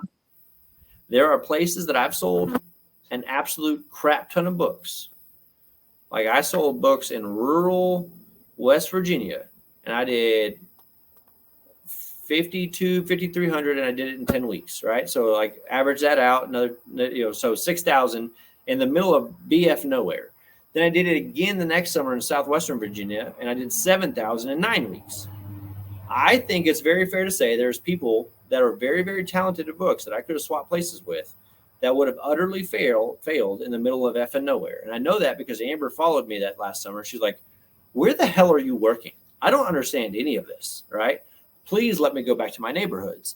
And when I followed Amber, I was like, please get me the hell out of here. As you can reference in the background here, like, a neighborhood is the death of Mitchell Steffan. I never could have done well there. I'm never because mental, not because I couldn't have done well. Every territory can succeed. But like, for me personally, that was an absolute black card. It's not good for you. Good luck. Right. Yeah. But this, and that's fair. I had already come to that conclusion that, hey, look, some people are better suited for certain places. Well, this one, because I remember talking to the OLs prior to me being there, and they're like, that one, no one's ever sold any good books there. I can't remember what county it was. Eastern Tennessee. I've written it off from my mind. I don't remember who my roommates were. I don't remember where I lived. I don't remember what city I lived in. It has been blocked from my book memory. It was horrible. And it was terrible, man. And so someone last summer sold 1,000 units there. You can do it. They failed to understand because Southwestern at that time, maybe it's better now, at that time was horrible at metrics and data, was like, yeah, someone sold 1,000 units there last summer, and the summer before that, and the summer before that, and before that, and before that, to the point where I knocked on the door, and they're like, you're the book guy, right? Yes. Right? I've never dealt with that before in my life. And I dealt with it for about 2 weeks, and I was like at the verge of just, this is not going to work. Let me quit. No, quitters don't work here. So I switched territory to big city, which some people would have loved. I hated it. I felt like I was dying on the vine. And so I called up Manny Gonzalez, who should also be in the podcast if he hasn't. He was awesome. He sold for a long time. Southwestern Finance or Investments or whatever now. And I was like, hey, man, are you sure there's one county in Southwestern Virginia, Tazewell, West Virginia? And I was like, are you sure no one sold here last year? Because one of my rookies was supposed to go, or not my rookie, my B contract the year before. There's another train. A B contract the year before was supposed to go there. Laura Paget, also an awesome person. And Laura and Logan and several people were in Southwestern Virginia that year, and no one got put there because someone destroyed it. They sold so many books, like Donald Trump version. I sold so many books, no one will ever sell books here again, right? Like just the books exude bombs. It's impossible to sell here. And I was so freaking desperate to get out of my situation. It's like, I don't care. They have coal. I like coal, right? Not as let's leave political energy sources out of it. Like I did West Virginia. I love coal miners. Let's go back to coal miners. And so I said, screw it, sign me up. Let's roll. And I went out there, man. And in 3 days, I hit PC, right? Whereas up to that point, 2.5 weeks, and I kept telling myself, Mitchell, it's not your fault. It's not your fault. It's not your fault. It's not your fault. You're doing what's right. Keep doing what's right. It'll turn out. Keep doing what's right. It'll turn out. Keep doing what's right. And it never turned out. And in 3 days, at 2.5 weeks in, I'm at 180 units. 2.5 weeks in, flies. There you go, country life. That was two cool. and a half, 2.5 weeks in, I think I'm at 180, and I hit PC in the next 3 days. Right. So it's like, I think territory matters. Like, yeah. And so I learned what I meant to say is like, I learned persistence, right? Because even if territory mattered, I wanted to go home, but I didn't. Right. And so I found a way, even if that meant switching areas, switching the whole summer up, it was like, I'm not going to go home. So let's figure this out. That's a train. You're about to get blown up. What would you like to do? It's all good. I'll share my opinion while I mute you really quick on that, because I think this is important. And I'll wait till it starts getting really loud. But basically, here's what I've learned talking to so many people about this is, because this is also not a reason if someone's listening to this in the middle of the book field.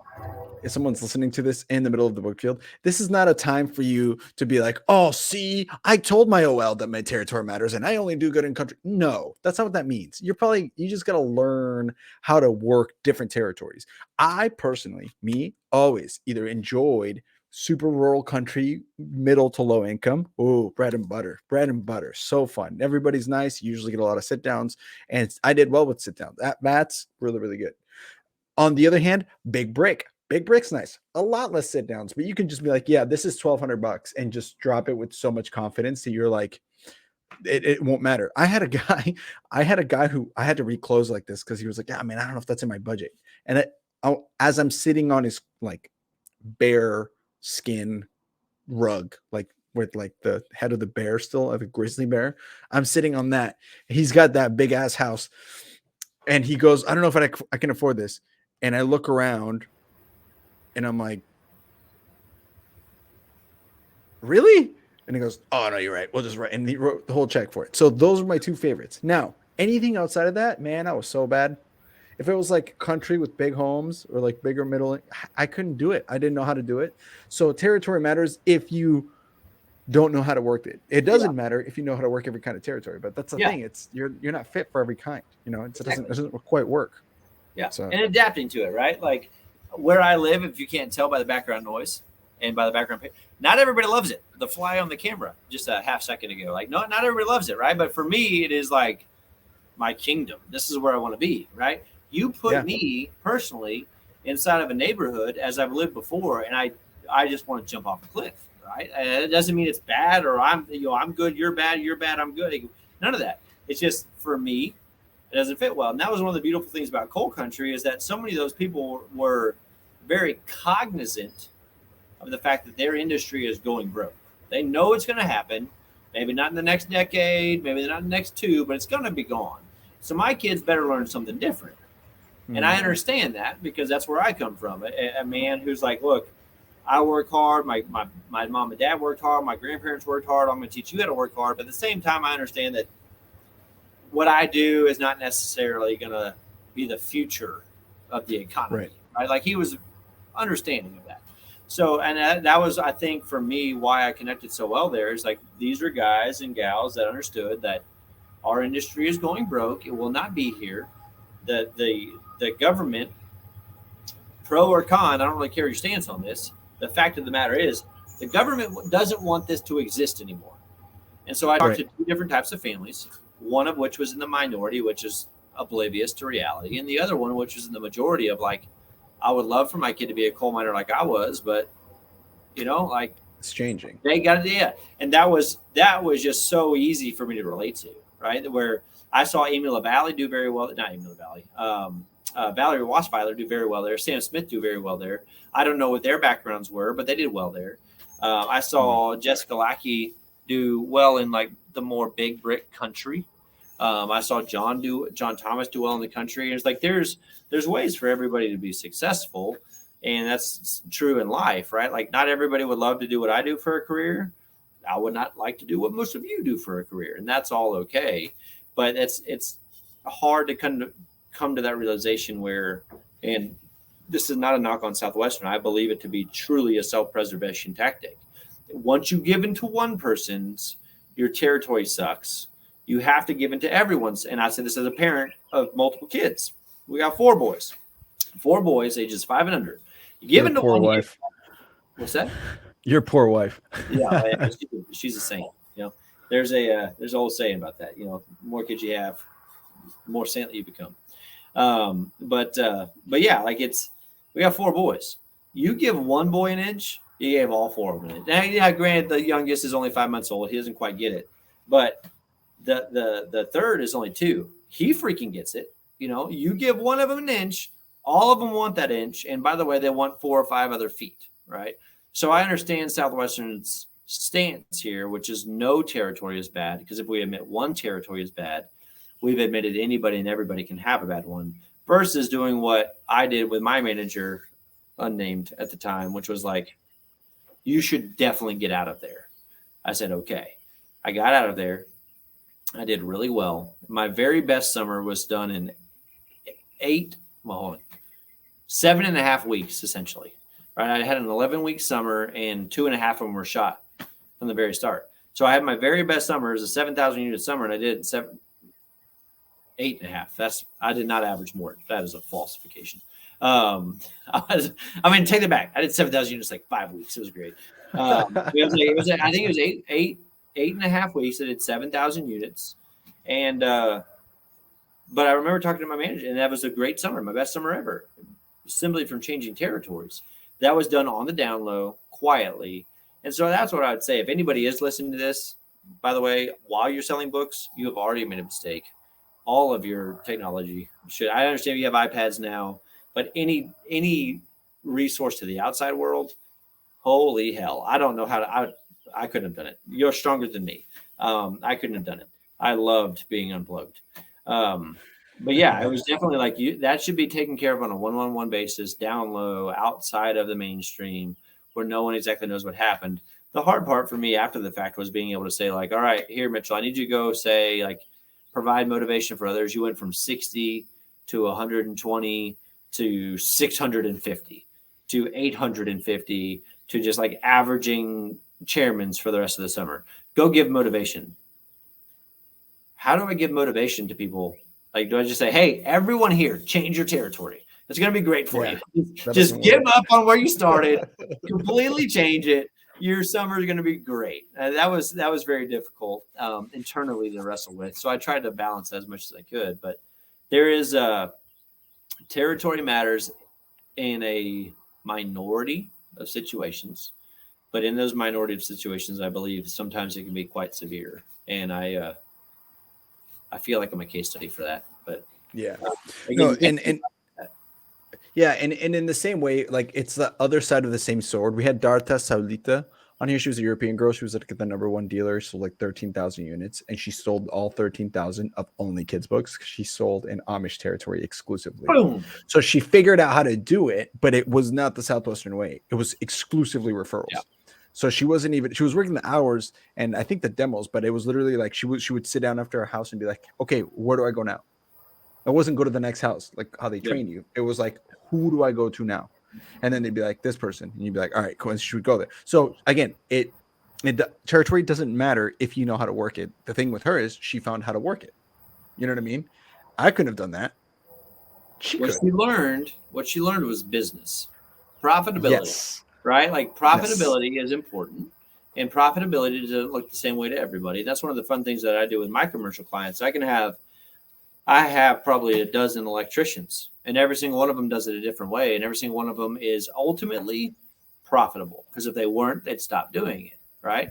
And that mean commercial, industrial, like I have some people that do every single chicken processing plant around here, and they're the only ones. Anybody else who try to do chicken processing plants would fall flat on their face. They couldn't afford the insurance for it, and they'd fail. That doesn't mean he's bad or they're bad. It just means you're better suited to go do neighborhood electrical work, right? And that's good for you. And that's what's so hard. And the older you get and the more business owners, the more successful people you meet, you realize, like, everyone dances to the beat of their own drum. And this is very difficult for a radically closed-minded, introverted person who doesn't want to meet new people. It's like, damn it, you kind of got a point. There's a different way to do this for everybody. And that doesn't mean I don't buy into the truly relativistic, anything goes, there is no truth nonsense. But in terms of, like, as long as we all abide by the same laws of nature and the same laws of business and the same laws of reality, right? Like, if I climb up on the roof and Andres, you climb up with me and we both jump, how's that going to go for both of us? Right? Like, not so great. Right? But if both of us pick a county and we could both go sell, that could turn out differently, right? Like, it's different laws. Laws of business are different than the laws of nature, which is different than the laws of morality or the laws of whatever you want to come up with. It's just, there's certain things that are hard and fast, true no matter what you do. And one of those truths is not anybody can sell a truckload of books in any territory at any time, at any given point in the history of the world, right? Like, we like to think in that concrete way, but it doesn't work out. Yeah. Now, there are the random freaks of nature who totally could, like your Chris Saladas, right? Or your Amber Thomases. Right? LeBron James could go and dunk on anybody at any point in time, right? Because I've known a striking amount of people who've had surgeries go really poorly, right? I know enough people that'll make you think twice about having surgery. And it reminds me, like, all doctors are doctors, which means that you have a base level of intelligence and a base level of skill, right? But, like, there's a bunch of people in the NBA that have a base level of skill. I don't know their names. I'll never know their names. And there's like how do I get up the screen here? Like, there's LeBron James, right? Like, and Michael Jordan and all the other, Kobe Bryant.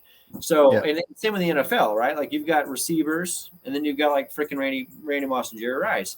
Why wouldn't that apply to every other industry? Books included, medicine included, whatever. Right? Like, it is true. Like, now, lawyers, whatever else, like, pick an industry. Every industry has a LeBron James, and I can say that I've seen enough, and my wife, who had all of her surgeries through her accident, we've seen enough that we know, like, I don't know who LeBron James of lower spinal surgery fusions are, but we're going to go see that guy. We're not just going to pick one out of the phone book, We're not or gal. Working out. And again, I don't know Shane. I think you said his name. I don't know these guys, but there really are, like, there's let's remove any ponytails. You can fill in the advertisements later, but, like, there's Arnold, and there's, like, that random fit guy you see on the street, right? Like, both of them worked out hard. Arnold had a different level of motivation. And, by the way, he probably had some genetics that boosted what he was doing. But let's say Arnold, fit guy. Right. Then Rando, who just kind of goes to the gym every now and then. And he's not unhealthy. And his doctor will tell him his blood pressure is good and his heart rate's great. And he really is. He'll probably live till he's 95. But he's not going to look like Arnold. Yeah. Oh. The ponytail guy. Okay. He's definitely not going to look like Arnold. But he probably won't even look like Ponytails guy. He'll be a good. He's healthy. He's not 575 pounds. He's not about to die from a heart attack. He's healthy. He's just not this guy. And he's damn sure not this guy, right? So same going back to books. We're not that guy. I'm not that guy. That's for sure. I'm not that person either. Now, honestly, like, I wish I was a LeBron James of something, but I'm not. It really isn't. And that's okay. And oh, man. This is a can of worms that I'm going to open this can of worms. You let me know how much you want to go into this before we go into ponytails. But I was having this conversation with a person that was visiting my home. And listen, I live in Oregon. I live in Portland. Yeah. Okay. I grew up in Nebraska. And in Nebraska, I'd be considered liberal. Yeah. But in Oregon and Portland, I'm considered like kind of more conservative. So, Like, really what that probably makes me is like, I'm probably right in the middle. Yeah. But man, this person we were talking, and I was just having this and I'm not saying that they were wrong and I'm right, because I really don't know. This is just an opinion. But in my opinion, when people start talking about like, I think everybody should have like the universal basic income was that we were talking about. There's a difference between like what Andrew Yang wants to do with it's like $1,000 a month for everybody, and like everybody has income for their job and everybody gets paid for the same job. I'm like, that could never work. That could never work, because even if you did that, it's going to be unfair to the person that does it best. Yeah. And so the argument was, well, it doesn't matter, because like if everybody's doing it, then, and again, this is not to get political, but the non-political part of this is what you're saying. Look, at some point, even at the basic level, if you go to the NBA, there's a guy that's in the NBA who is the bench warmer for the worst team.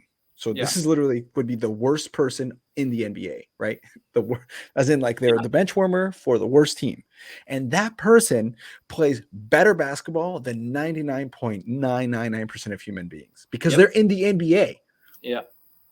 Right? Now, so they're better than all of us, but it makes sense why LeBron makes more money than that person, because he's that much better. Yeah, which is really just tells you the greatness of how these people operate. Your Messi's, your Tiger Woods, your Kobe Bryant's, they're just so good at what they do, and that is in books. Like your Matt Atchison's. Matt Atchison could sell fucking ice to an Eskimo. Like that's the cliche, but legit. He could have sold books anywhere, anytime, for any reason, and just crushed it anywhere, right? And some people aren't that way, and it's unfair to think that is, and it's unrealistic to think that you're that person. It's egotistical, really. No, but it's true. It's like, baseball is one of the best sports, I think, because it's round bat, round ball. The dudes that get drafted in the first or second round to go to single A ball are getting drafted at $1 million signing bonuses, right? Like, and they I actually know a guy, I worked with a guy who played pro ball for a year for the Cincinnati Reds.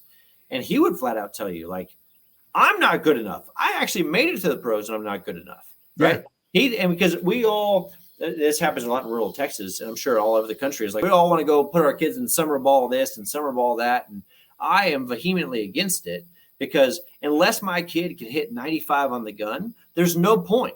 There's no point. And that's genetic. I don't care how much you work out your arm. If you work out your arm 95, you've blown out your labrum and your rotator cuff. It's all shot. Like there's a genetic component to these dudes, and then they work hard.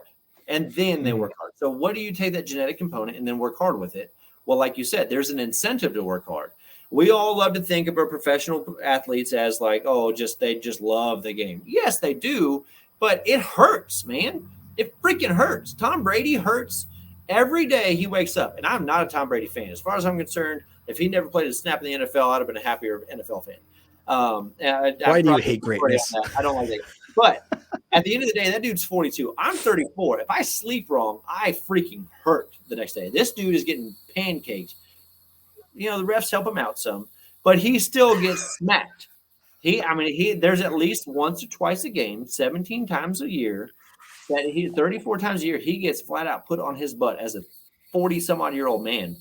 That feels awful. Yeah. He wakes up and does it.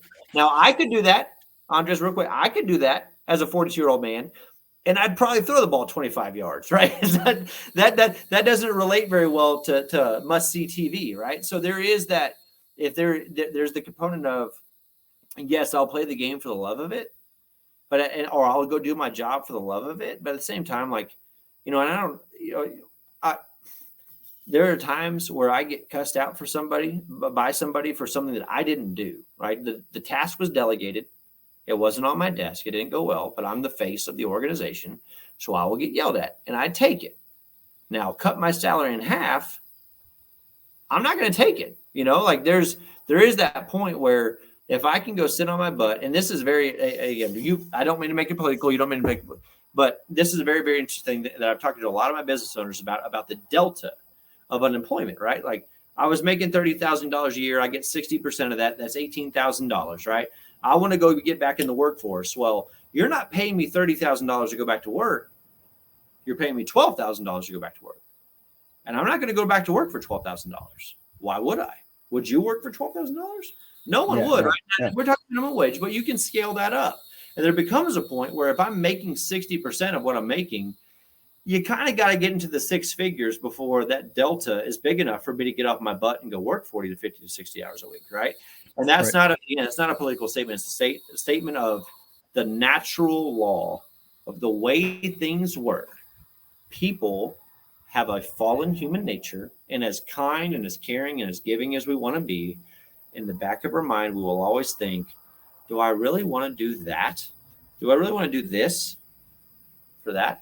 As much as we talk about the first six things on that list, and we can joke about how I was all in it for the money, because I was, and that grew, that changed as we talked about. But those first six things, and by the way, you can make $1,500. How well would we recruit to Southwestern?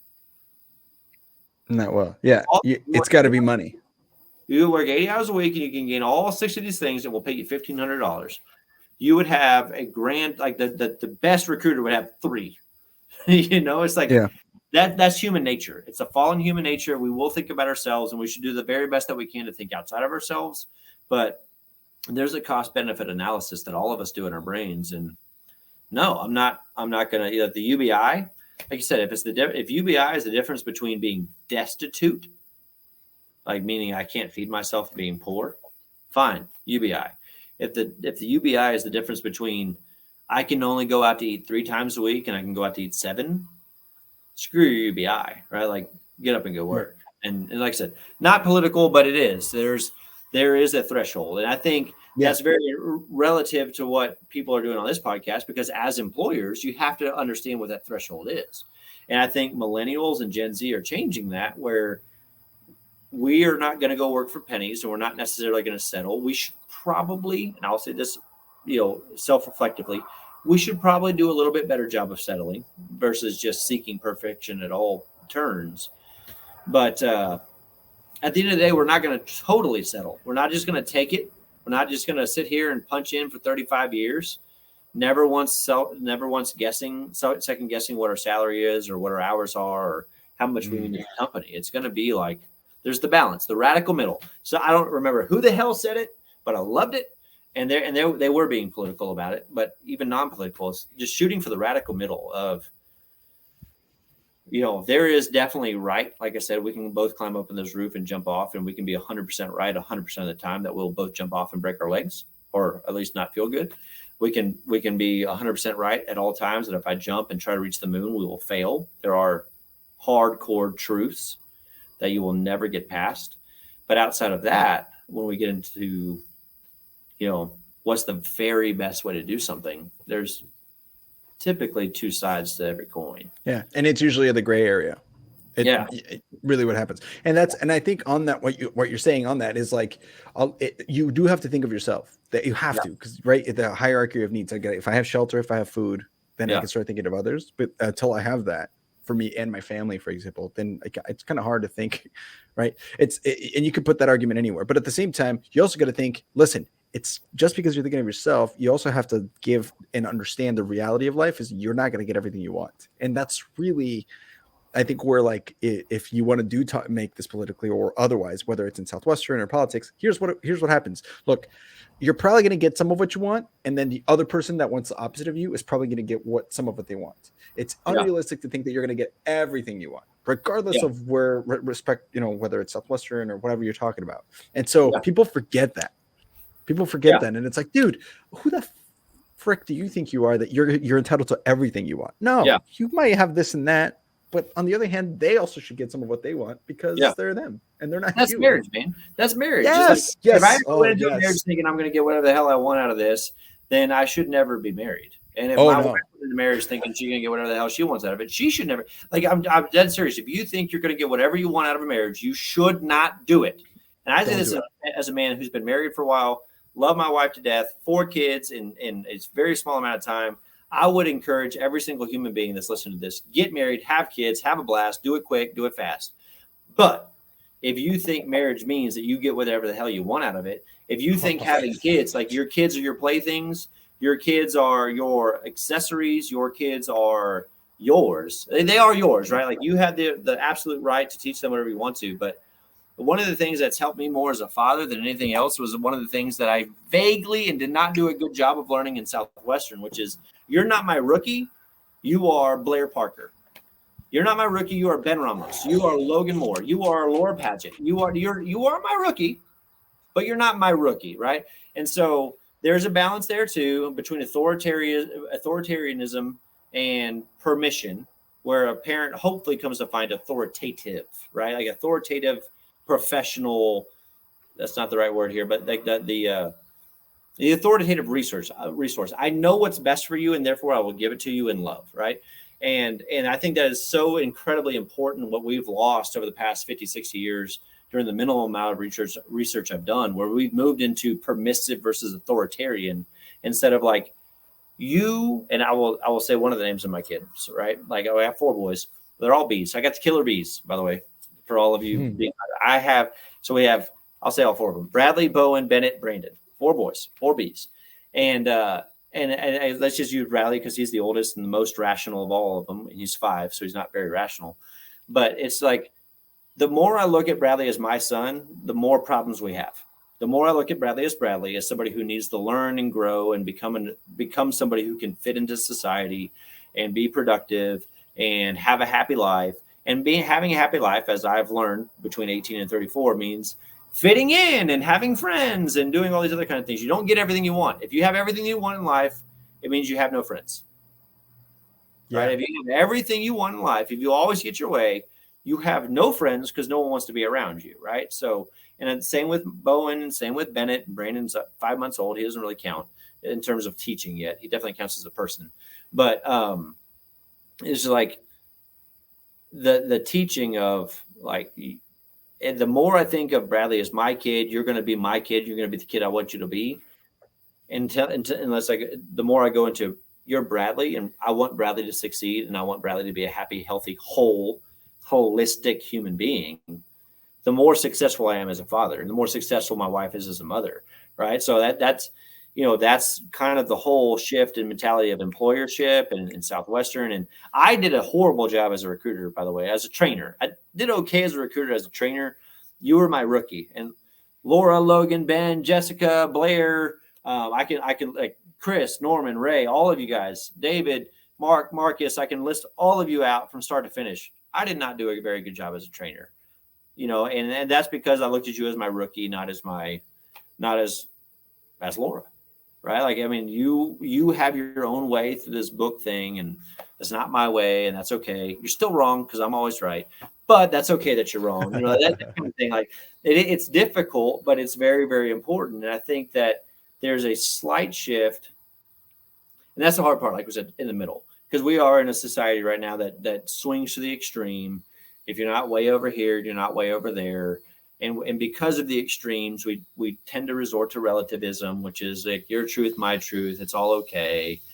That's not right. The extremes aren't right. So what is right? And it requires a lot of time and energy and dedication to think it through.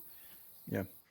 It's tough. But the more we think about the individual, the better off we're going to be. Right. I say that, sometimes it's difficult, right? Because too individualistic is bad too, right? There is a radical middle there. And I believe through, and you can all call me wrong or whatever, but I believe through all of my time and energy and effort that I put into it, there's a right way to do it. And it's hard to find. And it's okay if you don't find it, as long as you're searching for it, right? Like, there's a right way to do things. And that has to come down to the person as an individual, not just you're either a good book person or a bad book person. And that makes you, and the Colt of Southwestern and the Colt of A&M, you're a good Aggie or a bad Aggie. And if you don't wear this Aggie ring, you're a piece of crap. You can get out. I can say that. I feel that way oftentimes. Myself, but it is. It's like, if you didn't do good at books, then you just suck at books, right? Like, and now you're a bad person rather than just 10, 15, 20 years later, you can be like, hey, man, yeah, you had a bad summer. I really don't care. You want to hang out and have a beer? That doesn't mean you're a bad person. Yeah. Right. Right. So I was off schedule. It doesn't make me a bad human. No, you were a bad human, and you should recognize that. I'm going to send you a poster that tells you how bad you are, and you can hang that up in your background. Yeah, you suck. You suck. No, but it is. It's like And I get that. There's, I never dealt with the off scheduleness, but one of the things that I learned best, I well, no, everyone's somewhat off schedule, right? But I never dealt with the severe off scheduleness. That 6th summer deeply helped me understand. I get why, because I desperately want out of this situation. I want to go home so bad. I just want to wreck my car, drive it off the mountain, call it a day. I get it. And it took me a long time to get it. And I do. And I feel much closer to any and every person, early champion, than I ever did prior to that summer. So I'm glad I did that 6th one. Woo. That was all awesome, by the way. I think we're going to use that clip about parenting to as our Pony Express short. There you go. Because that was gold, man. I took notes. I'm like, oh, there you go. It's right around the corner, right? 9 months. Get after it. Don't wait. You're only getting older. I can say from experience, you're going to be way more tired later on. My wife is 35, so it's got to be sooner than later. But tomorrow. I don't know if y'all have been tracking. Just go for it. We're doing dogs first. We're doing dogs first. We got 2 puppies, and that we've learned a lot. But it's not the same, but it's in some ways it's similar, and it's like, wow, Jesus. I'll pray for multiple. Hard. I know you'll pray against them, but I'll pray for multiples. If it was up to me, if it was up to me, here's how it's never up to me, right? Lord's got a different plan or his own plan. So hopefully this is what the plan is we wait a couple of years because I want to travel and kind of do some of that stuff with my wife first, show her Colombia without kids, because that's important to me. But eventually, ideally, I heard after 36, the odds of having twins goes up by like a third, like 32%. So ideally, we just go twins. Does that roll in her family? It rolls in mine. Yeah. It rolls in. Gotta be the ladies' family. But you're right. Yeah. After 36, it gets better. I will say this. Traveling Colombia, and granted, we have no idea what the political landscape is going to be. But traveling Colombia, how old are you? She's 35. You're what? I'll be 30 this year. I'll be 30 in the fall. Dude, marrying older ladies is the best. There's so much. It's better. My wife's older than me too. It's great, and I would say more experienced lady, but yes. Yeah. Whatever. My wife, she doesn't care. She gets it. But yes, she's very wise, right? And my wife's got me by 2 years, but still, it's like, think about this. I will counterpoint your point of traveling Colombia. How much more fun? Granted, our countries and governments are still talking to each other in 20 years. How much more fun will it be when you're 55 with stacks in the bank to go travel Colombia, right? Knock the kids out now, get that shit out of the way, and then put money away, and then go travel Colombia the right way. We traveled to Italy when my wife was pregnant. We didn't travel. We were there for 5 days. That's unfair to say we traveled it. We went for 5 days. We had a lot of fun.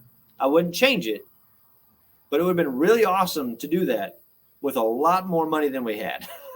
So I would just that's my counterpoint. I could be wrong. But the nice thing about going the counterpoint of your counterpoint is you went to Italy where they have in euros. If you go to Colombia, you don't have to have a lot of money because everything's a third of the price. So a beer is like 5 cents or whatever. Like I'm exaggerating that. Whatever. I'll go to Colombia with you. Hell yeah, you're welcome anytime, man. I wanted to say about we got 4 kids. Probably not gonna go so well. I'll go with you. My wife may stay home with 4 kids. You can live it through my book. You can live it through that experience. I actually do describe it.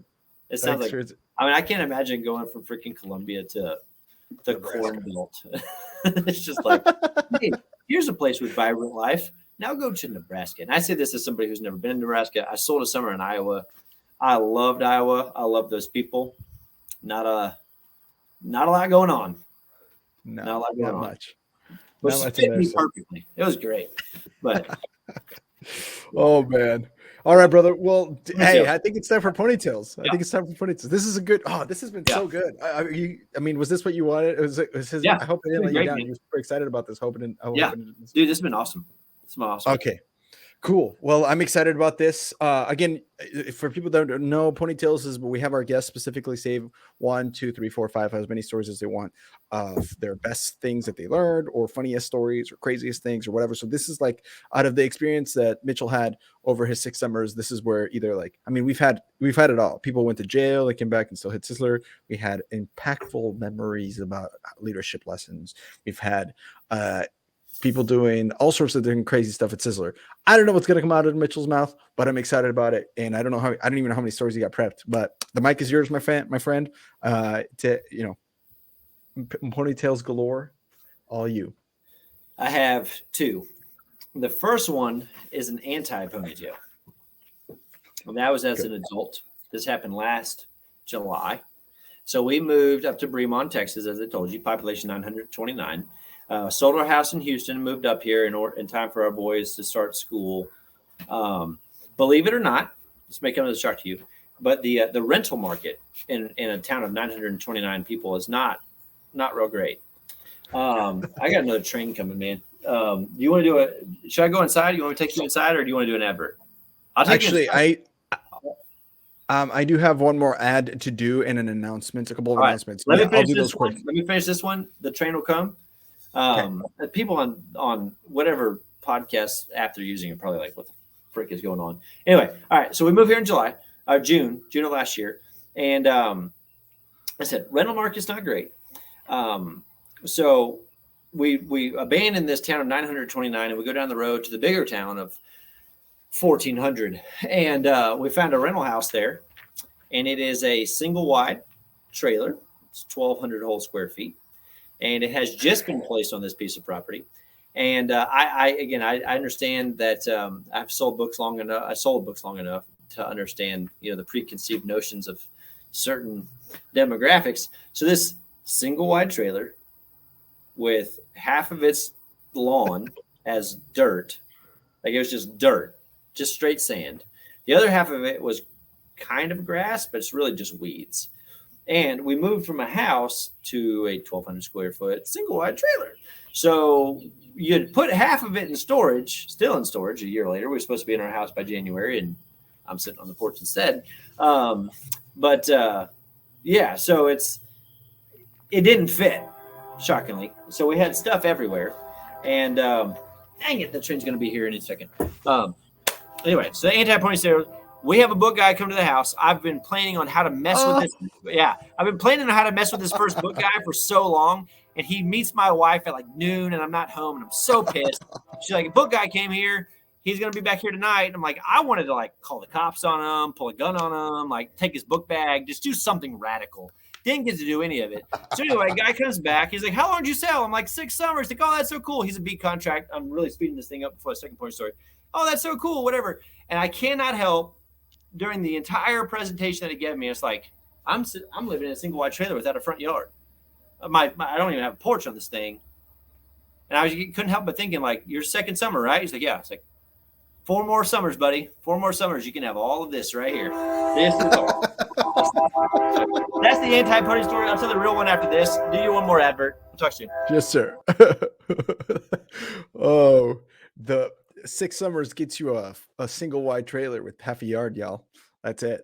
But if you want to avoid that, obviously we know that Mitchell built his own house, but if you want to avoid that, one way you can do it is by Cardinal. Now, when we started advertising with Cardinal 2 months ago, they had 27 former book people, and now they're currently at 31, and a bunch of more people that are on the pipeline. Started over the next month or two. They're gonna be on the podcast. You guys can hear more details about what it's like working there. But one of the main reasons that those alumni came on board with Cardinal was because both the culture and the selling system that they set up there. So they just did a really good, amazing job at creating good cultural aspects of like the Southwestern lifestyle, camaraderie, hands-on training, fun, removing all the parts like cold calling, no 80 hours a week of work, and actual flexibility and all that stuff. So on top of that, you can really make a good living, and not have to sacrifice your personal life or your family life. And so if those numbers bear out every single week, the top performers are grossing about $12,000 to $15,000 of revenue.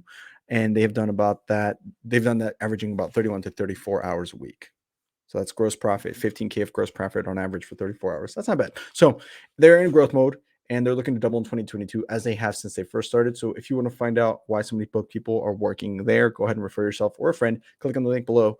We can't promise you a job, but we can get you an interview, and they do have a $500 referral bonus for anyone that they hire. So that's awesome.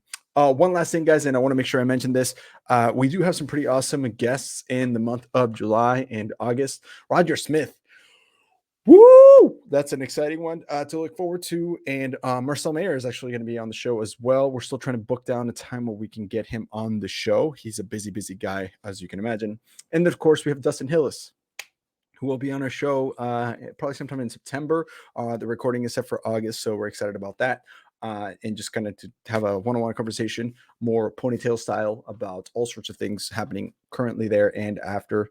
We are looking forward to talking to him about all sorts of different things.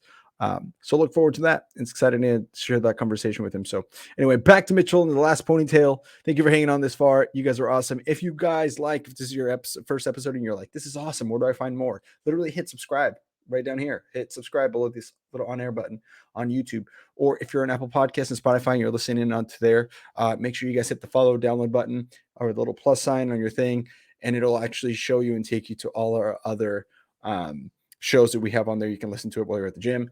Just support us in that way. Of course, go check out our website, theponytailspodcast.com. All of our episodes are living there as well, and the links to how to find them on the different platforms. So thank you guys for listening. And here we go back to Mitchell and the last ponytail of the day. Ooh, that's my mom. Tell her I said hello. I bet it is. I think this is the guy that's supposed to come out and fertilize our trees. We got a couple that aren't doing so well. The drought the freeze a couple years ago was rough. I don't know if y'all heard about the Texas freeze. Yeah. We're in central Texas. It was 0 degrees for like 4 days. That doesn't happen. Oh, are you guys going to be okay? The Yankees up there in Nebraska. No, I'm not going to be okay. My trees are okay. Okay. My trees aren't, So, you're Andres, just, I'm not okay with you. Yeah. Yeah. Oh. So, no. Listen, I went from the equator, perfect climate, no seasons, to Nebraska. Well, I don't have cashew trees around here. I have normal trees. And listen, you can go get a cattle to poop on them, and they'll grow so fast. No, it's cool. I have cows, and they poop, and by so fast.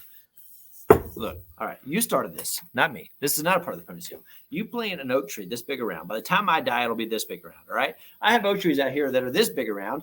Can't replicate that, man. Can't replicate it. So no, it's you touched a nerve, bud. And it's a circle of life. Because of that, I hope you delete all of this. I hate you and everyone you come from, and I hope all of your ventures fail. It was just so tough. Radical negative. This is you just being you, baby. This is negative. If I could insure 100-year-old oak trees, I'd freaking do it, man. It hurt deep.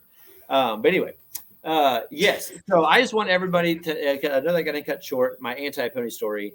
Just imagine being either a rookie or a B contract and meeting a 6-summer bookman that lived in a single wide trailer with shit literally everywhere. Nothing. I mean, boxes, the whole thing. It was great. I felt bad. His name was Dante. I think he was from California. And naturally, I didn't buy anything from him. I told him to get the hell off my property and never come back ever again. That's what you should do. But I bought a few things from him, but it was just like, I cannot imagine of all the sales school, like you're going to meet so many really cool, super successful, like alumni. And then that I hope he had fun with it. I hope they made fun of me at a Sunday meeting. Speaking of making fun of people at a Sunday meeting, you need to have Shane Weathers, Mike Winans, and Nate Foss on. That's the Texas State trifecta. If you can count working 8 weeks of summer as the summer, they're the guys for you. But they were Texas State was absolutely the funniest, most comedic, most lighthearted group that has ever sold books in the existence of all time. You should have them on. Shane Weathers, Mike Winans, Nate Foss. That was a fun summer. But Shane Weathers and Nate Foss have been recommended multiple times, so I'll have to go find see Mike in there because Mike doesn't get recognized enough because he wasn't as funny as them. And the reason why he probably wasn't as funny as them is because he worked harder than them. See, Nate, I believe Mike was misplaced at Texas State. He should have come to A&M because had he been at A&M, he would have been a multi-10,000 unit producer. But his influences, Shane and Nate, they got to him, and he never really reached his true potential. And I feel bad for him for that. And I mean, not really. It's his fault. He chose Texas State. He should have been better. But no, really. It is what it is. I'm gonna give again right before the ponytail, real quick. We in Iowa, week 4, we had multiple early champions, and after week 4, we never had another one ever again. And it started with Nate Foss getting on the microphone and saying, "Guys, we had a B contract go home early." He said, "Guys, insert student manager name here. He's been working really hard since he went home. He said he was going to go home and work. It's a personal issue. He didn't quit. It's a personal issue. He went home and he's working hard." And he knocked on the door of Rick Perry, governor of Texas, multi-summer bookman. And Rick Perry has bought a set of books from insert student manager names here. Well, actually, he bought a set of books for every ISD in the state of Texas. Insert manager's name here has sold 250,000 units, set the record, greatest of all time. We're all going to do recognition, and we all did recognition for a man who was not in our organization that day. And everyone kind of understood right then and there, oh, I don't want to go home because I might be the next one. Now, hey, that wasn't the intent. That was not the intent. Like, if you've ever met Nate, he's like the most loving individual ever. He just wanted to have fun. No one quit. No one quit after that. And there were several other iterations of that afterwards, of other people. But it was out of pure grade A fun. Like, as soon as he got home, Nate would have given that guy a hug. There was no malice to it. It was just funny. But yes, so anybody out there listening to this podcast wanting to understand how do I make sure that rookies don't go home, brutally make fun of everybody who has already left. No one will leave again. So that is official, unofficial. So pony story. Now, I did anti-pony story. My main pony story actually comes from Great American Opportunities. I believe that I will be the only person on this podcast to ever give you a pony story from Great American Opportunities / Southwestern fundraising. First career after college, go out to Baytown, Texas, not the favorite place in the world. East of Houston, you just forget all that. But I had a good year. I was rookie of the year. And I did not want to live there anymore. So I switched territories to Northwestern Houston, and I had to start all over. Now, it's a different sort of start over. It's not like start at 0 or start with no team, start with no base. You do start with a base, but you are measured off of growth and growth alone. Your Sizzler trip, I think it was called Great American Incentive Trip, as creative as that was. That was growth and growth alone. You don't hit those growth markers. I don't care if you got $1 bajillion in business. I don't care if you're the number 1 rep in the entire world. You do not get to go on this incentive trip unless you grow. So I was like, all right, well, I got to grow and start from scratch. So I go out there for the fall. It goes well. And fall's going well because you go fall, summer, or fall, spring. Summer, you're off. You don't work a lick in the fall because there's no schools in. So I was like, all right, fall went really well. I'm going to go crush this thing. And there's a train coming on, Drew. So I'm just going to take you inside. I hope I don't make too many people sick while walking here. Because that's all good. Yeah. Like you said, you got to adapt on the fly, right? So that's right. We're both people. We're totally flexible. Yeah, totally flexible. I hope we don't lose your connection, though. Uh-oh, we might have lost your connection. No. Did you leave your phone? Oh, no, we might have lost the connection because he was on a hotspot. Oh, no. He'll realize it and come back. It's all good. Hey, hotspot, man. You can cut this out of the podcast. I walked away from my hotspot. Anyway, so yes, it's a Great American. Fall goes really well. I'm on a good pace to be definitely on the incentive trip and definitely on the man. Check out all that lighting. You're getting the best shots today. This looks like a horror movie. Anyway, so yeah, check that out. You see that unfinished ceiling up there? Be jealous.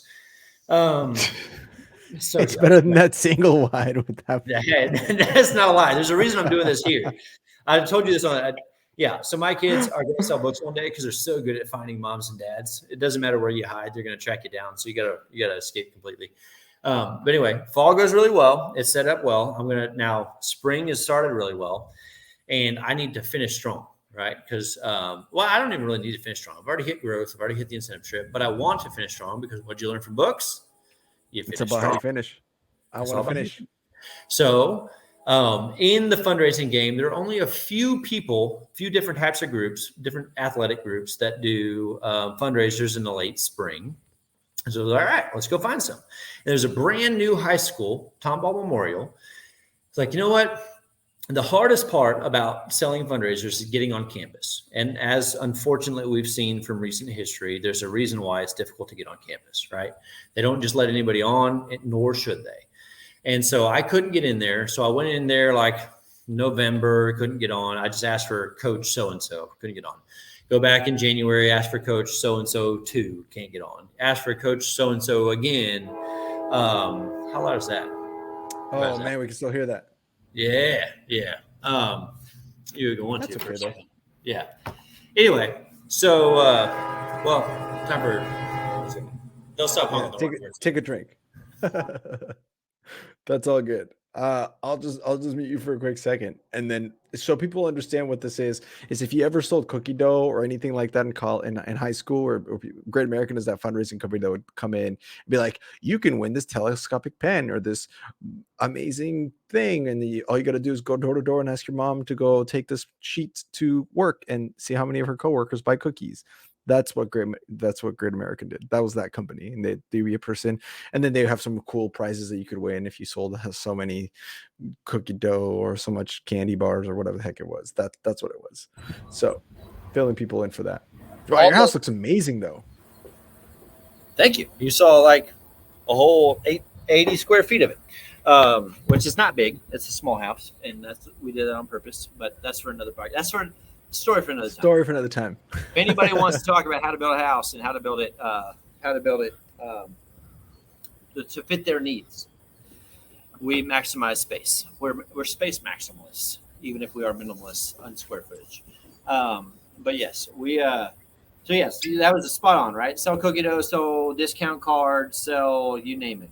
Is that another tequila there, bud? Yeah.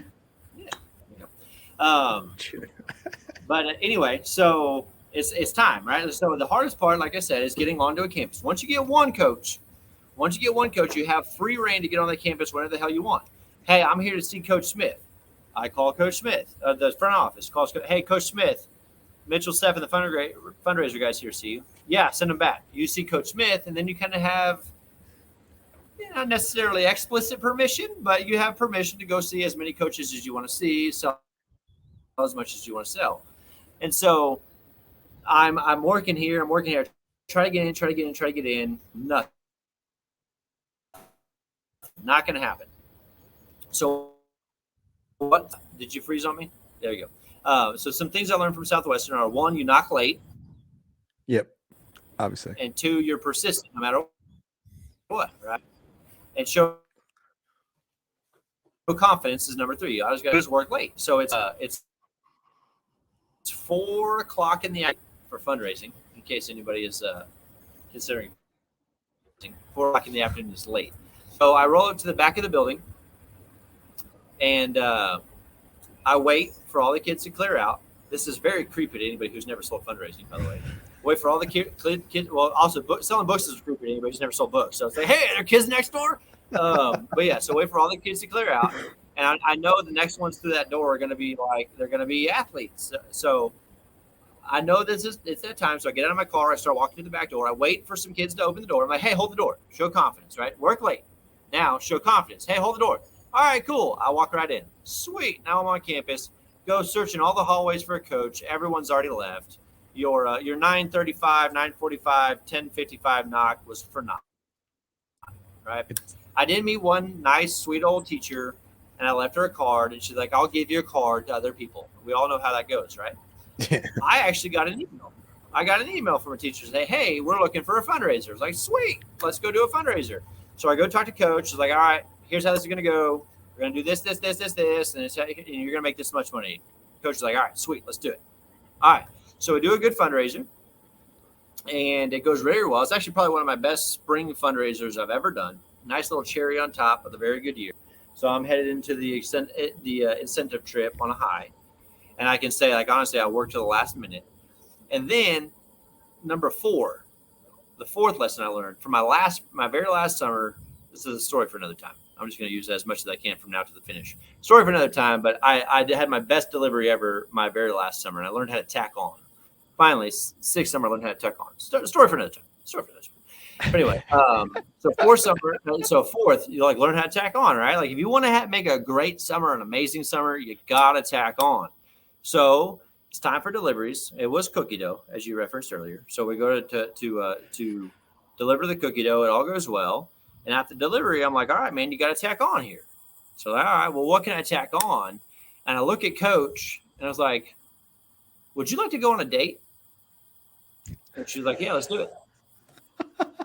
And 8 years later, we've been married for 6 years. We got 4 kids. So we got married a year and a half later. We had a kid 9 months later, and there's been 3 since then. So yeah, if you've ever wondered about the power of tacking on, you gotta tack on. That's the key. Wow. Yeah. Wow. I was not expecting that. That was worth it. That was worth I the hope I did that trains. with enough shadiness that the train was worth ignoring. Yeah. Wow. Yeah. That's great, awesome. Man. And she's amazing. She's never sold a book in her life. Probably never would have. And man, I couldn't have prayed nor asked for a better fit, man. It's been amazing. 4 kids later, it's been a blast. And I can genuinely say, not only because I'm working for Great American, because I work from Southwestern, blah, blah, blah, and all the confidence or whatever else, but just sheer data states that had I never done this, I never would have met her. And I'm sure life would have been fine, but it wouldn't have been what it is today. And yeah, man, she's awesome. Wow. She's awesome. Wow. That was cool. Everybody tack on. Tack on, damn it. Tack on, baby. Tack on. Your kids' lives could depend on it. Exactly. Their souls, their very souls may never come into existence if you don't tack on. And if you don't tack on, you'll never have that single wide. Exactly. That turns into awesome. Not just single wide, single wide without a front yard and stuff strewn everywhere. It's a trifecta, let me tell you. That's really it. Yeah. Oh man, that was awesome. That was cool. That was a cool pony story. I love that. Congratulations, by the way. That's awesome. How long have you guys been married? We were 6 years was February. So wow. 6 and 4. Yeah. So we got married in February 2016. Our first kid was November of 16. So you can do the math. Do I want to get you in trouble? Asking when in February? February 20th. Oh, okay. We were February 8th to infinity. Hey. My wife thinks 8 looks like infinity. So she's not wrong. Yeah, no, man. It's February 20th, 2016. It's a good time. Let's go. That's awesome. I think we dated for less than a year and a half. When you know, man, just rock and roll. That's the truth, ain't it? That's the truth. Oh, damn, dude. That was sweet. Guys, that was an awesome ponytail. And let's we can wrap this one up. I think that's a good bow on that. That's so cool. Thank you so much. Thank you so much for being on here, guys. One more time, if you want to get a hold of Mitchell to learn a little bit about what he's doing, you can pick his brain maybe, or you need some commercial license, commercial insurance for some reason. That's Steffan, Steffen, M as in Mary, Steffan 2010 at gmail.com. Get a hold of him for that reason. Thank you so much for being on here, brother. That was so fun. Hope you had a blast. I have been looking forward to this, and I enjoyed it. Cool beats. All right, guys. Well, my name is Andres Gambo. We'll catch you on the next one. Make sure you guys subscribe, like us, follow us. We'll be going on these stories forever. There's so many book people. On that note, peace out, everyone. Thanks so much. That was awesome.